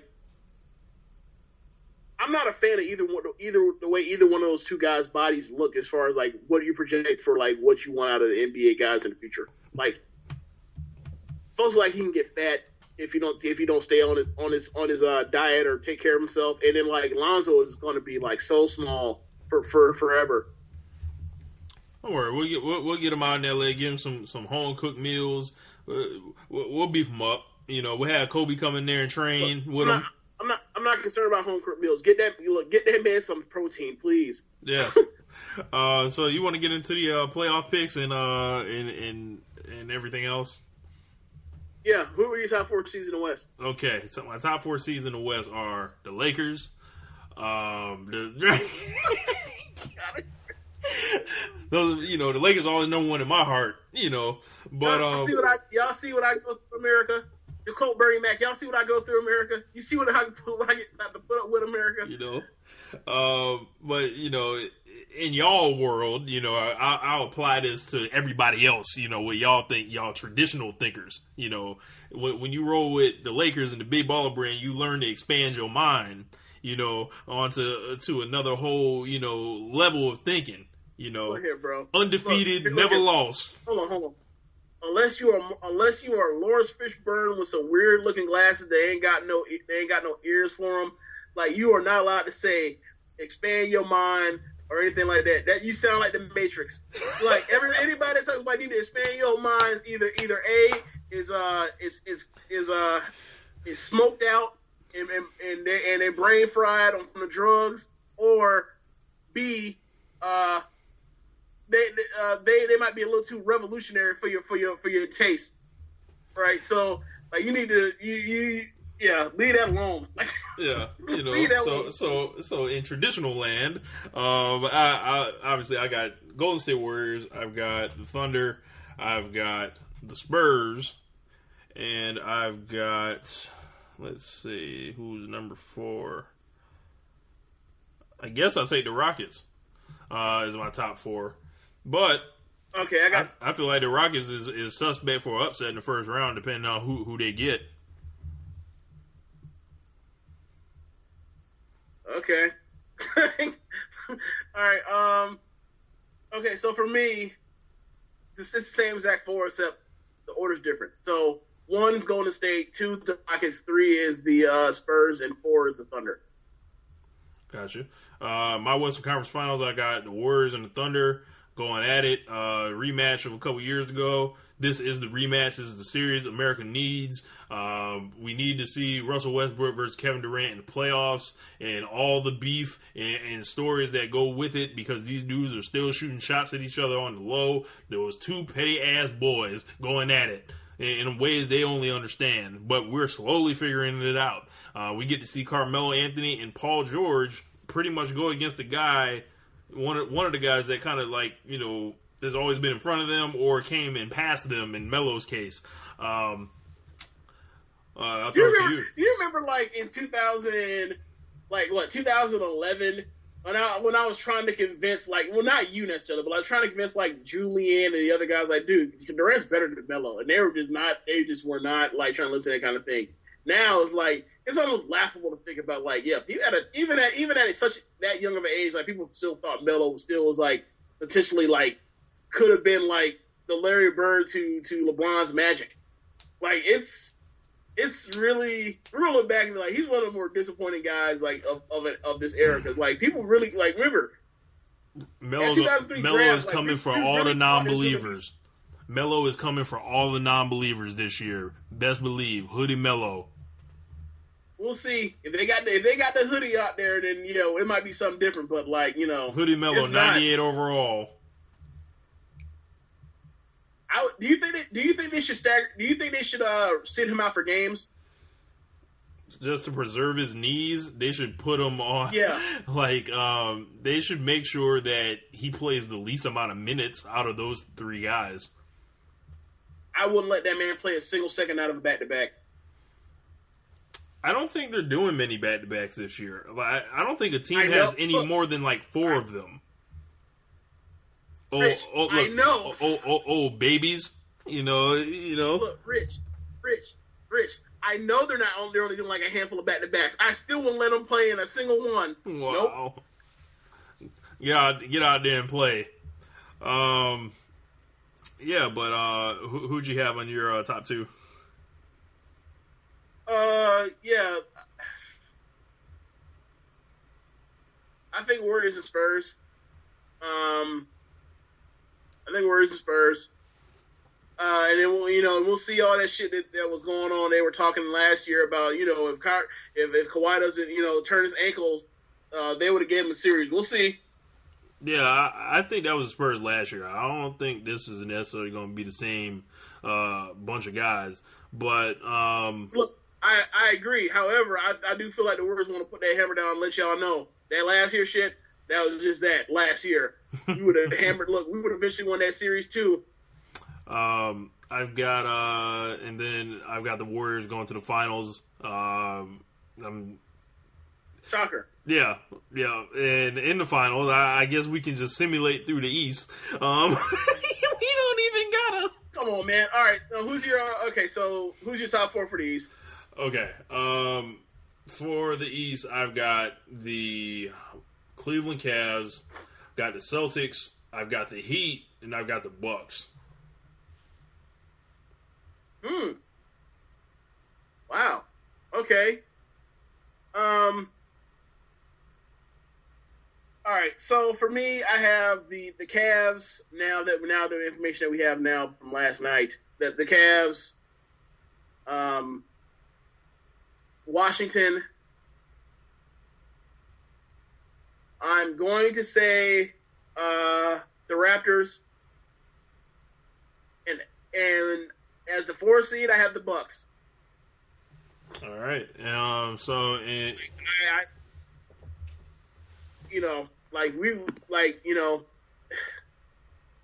It's. I think this year, in the future, I think it'll work out fine. But I think this year is going to be like a lot like 2005. A lot like 2005, like Lakers for what it was for Kobe, where it's like you wanted it. I mean, it's unfortunate that this happened because this was not supposed to happen, and I wish it did happen. And ultimately, I thought that like we were really gonna get a competitive series, but like, all right, it's what you wanted, Kyrie. Like, it's gonna be like a whole lot like Haley Williams. Ain't it fun? Living in the real world. it's gonna be, don't go crying to your mama. Wow. 'Cause you're on your own in the real world. Like, yeah, it's gonna be a lot of that. Like, so, I think they'll make the. I think there's still a lot for a playoff spot, but like, unless and it was a good sign what Jaylen Brown did last night. But like, unless you get like something, even like 60% of that for the whole year, and Jason Tatum, looks a lot like how he did like after you got like his grounding in the second half of that game, and Marcus Smart doesn't like shoot you out the game. That's a lot of ifs now. That's 3 ifs, right? Like, unless you get 3 ifs that all come through for you, you're not going to win. Like, you're not going to be approaching 50 games. It's just not going to be a thing. So that's why I have him as my 5 seed. Okay. I think I've got my conference finals is going to be the Heat and the Cavs. I'm really high on the Heat. Damn, bro. LeBron and Riley versus LeBron and Wade, huh? Yeah. That's where we're going with it. I think Deion Waiters is going to prove that he is Dade County now. This is Wake County. He was only held back, in Cleveland. And you didn't come up with you. Huh? You didn't come up with Wake County, did you? Yes, I did. This is I'll give you props. This is Wake County. How long do you have that one locked? I just made it up. Made it up. That one was really good. That one was really good. Stroke of brilliance. We got Goran Dragic, also Whiteside, and these guys were like one of the best teams in the league after the when they went on their run last year, and I think it only is going to carry over to this year. They've got a lot of long athletes that can play a lot of different positions. They've got a lot of three-point shooting, and I think they're going to kill you by committee. And I think they win 50 games. But ultimately they bow. They fall to the Heat, or excuse me, to the Cavs. But look, they might as well be the Heat. They brought the operation up north. Yeah. Yeah.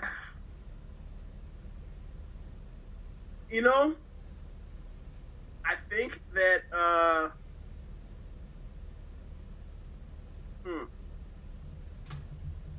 I think that we're going to get another. You know what? I can't do it because I just can't after the last 2 playoffs. I just can't.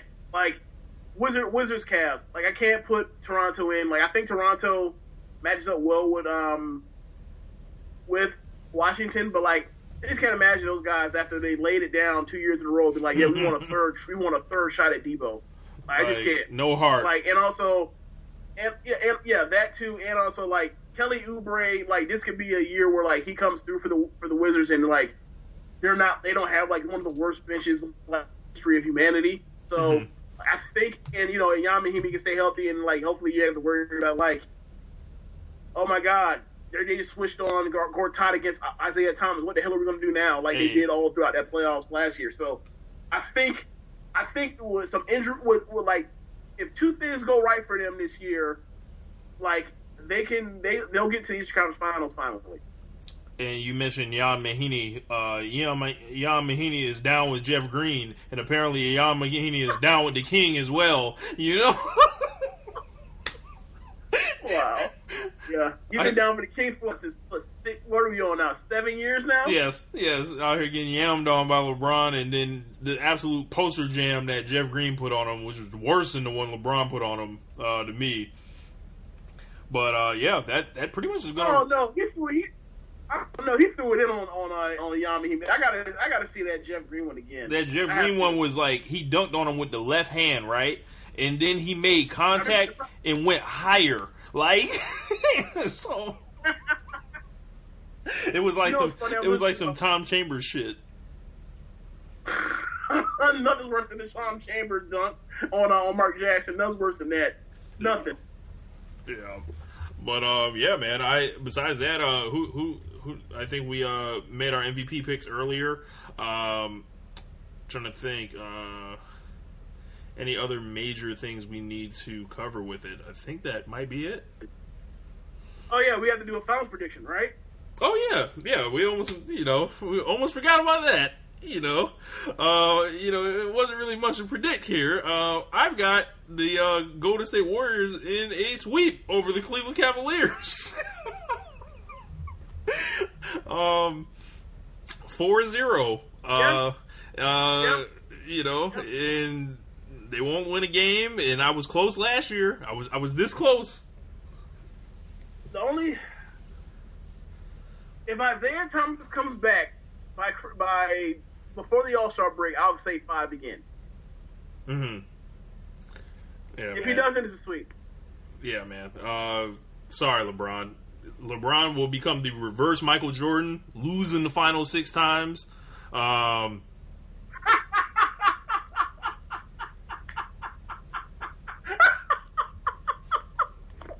Right now, he's the reverse Kobe Bryant. Already lost in the finals 5 times. It will be 6 next year.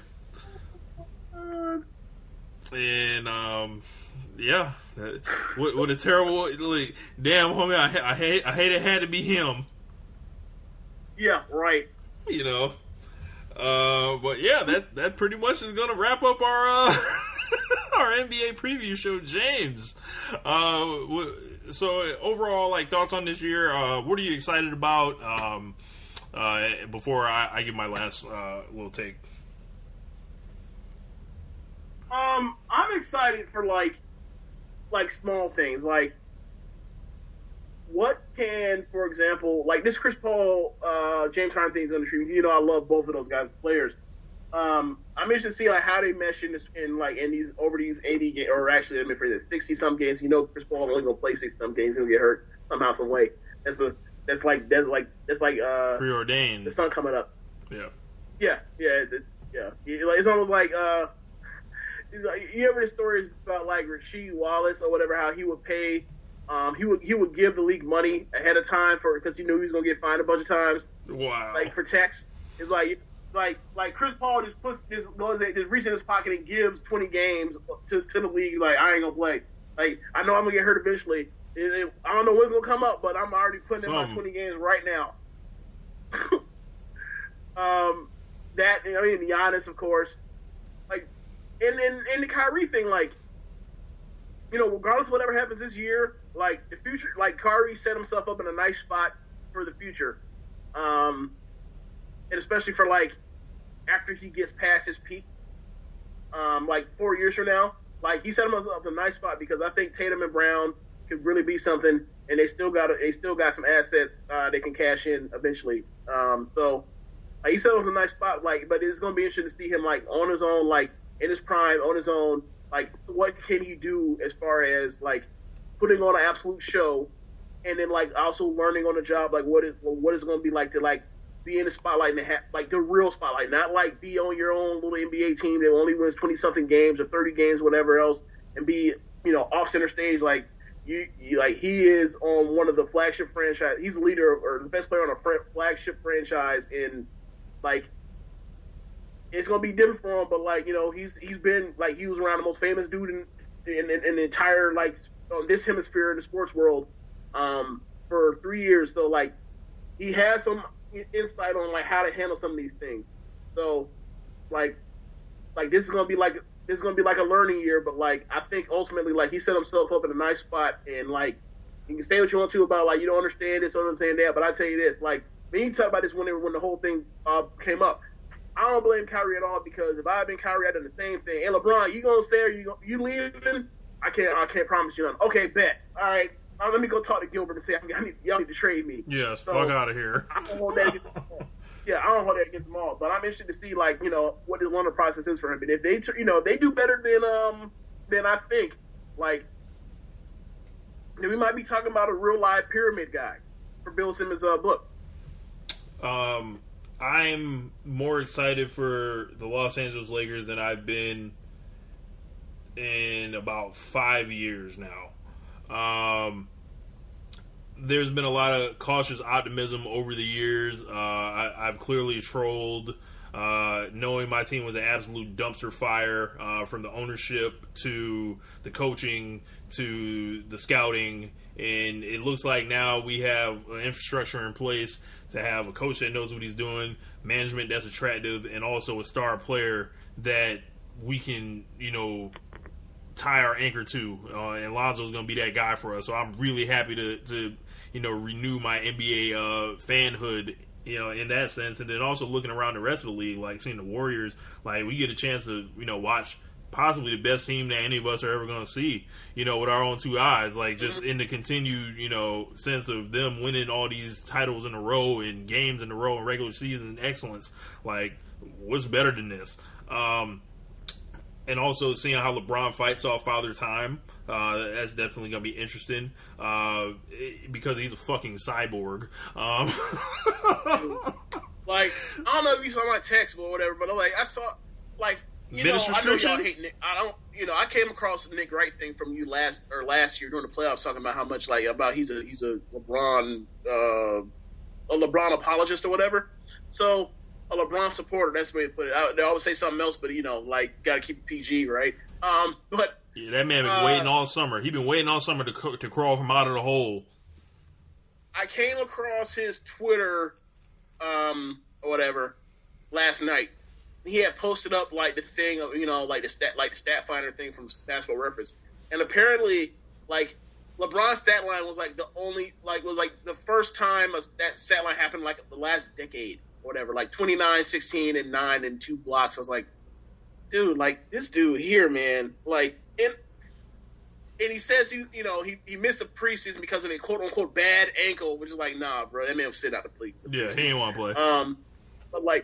But the thing is, you saw the end of that game, and you see the clear evolution of his game again. He is full on playing bully ball. He drives to the hoop, he's basically figured out how to not get offensive fouls for by dropping a shoulder, pretty much. He's figured out how to get you on a side, and instead of trying to drop a shoulder, he pretty much spins off you now, and then lays it in. And he's he's figured this out he's also fully big homie to all these young boys that are in the league. So these dudes grew up idolizing this guy or seeing him, and then what he's doing is welcoming them to a man's game and saying, I am a man and you are a boy still. All these dudes that are 6'9", 6'10", or whatever, aside from Ben Simmons, are any of them dudes ever even the same stratosphere as far as the strength factor, the power factor? He's really old man strengthening these dudes to the hoop. Mm-hmm. We were now fully in and I remember when I was younger, I thought before I didn't even realize the league was going to change the way it did, but I thought LeBron's going to have a second or extended run of greatness as it, because of his size, he can only play power forward. We are fully in that era now where he's basically playing bully ball now.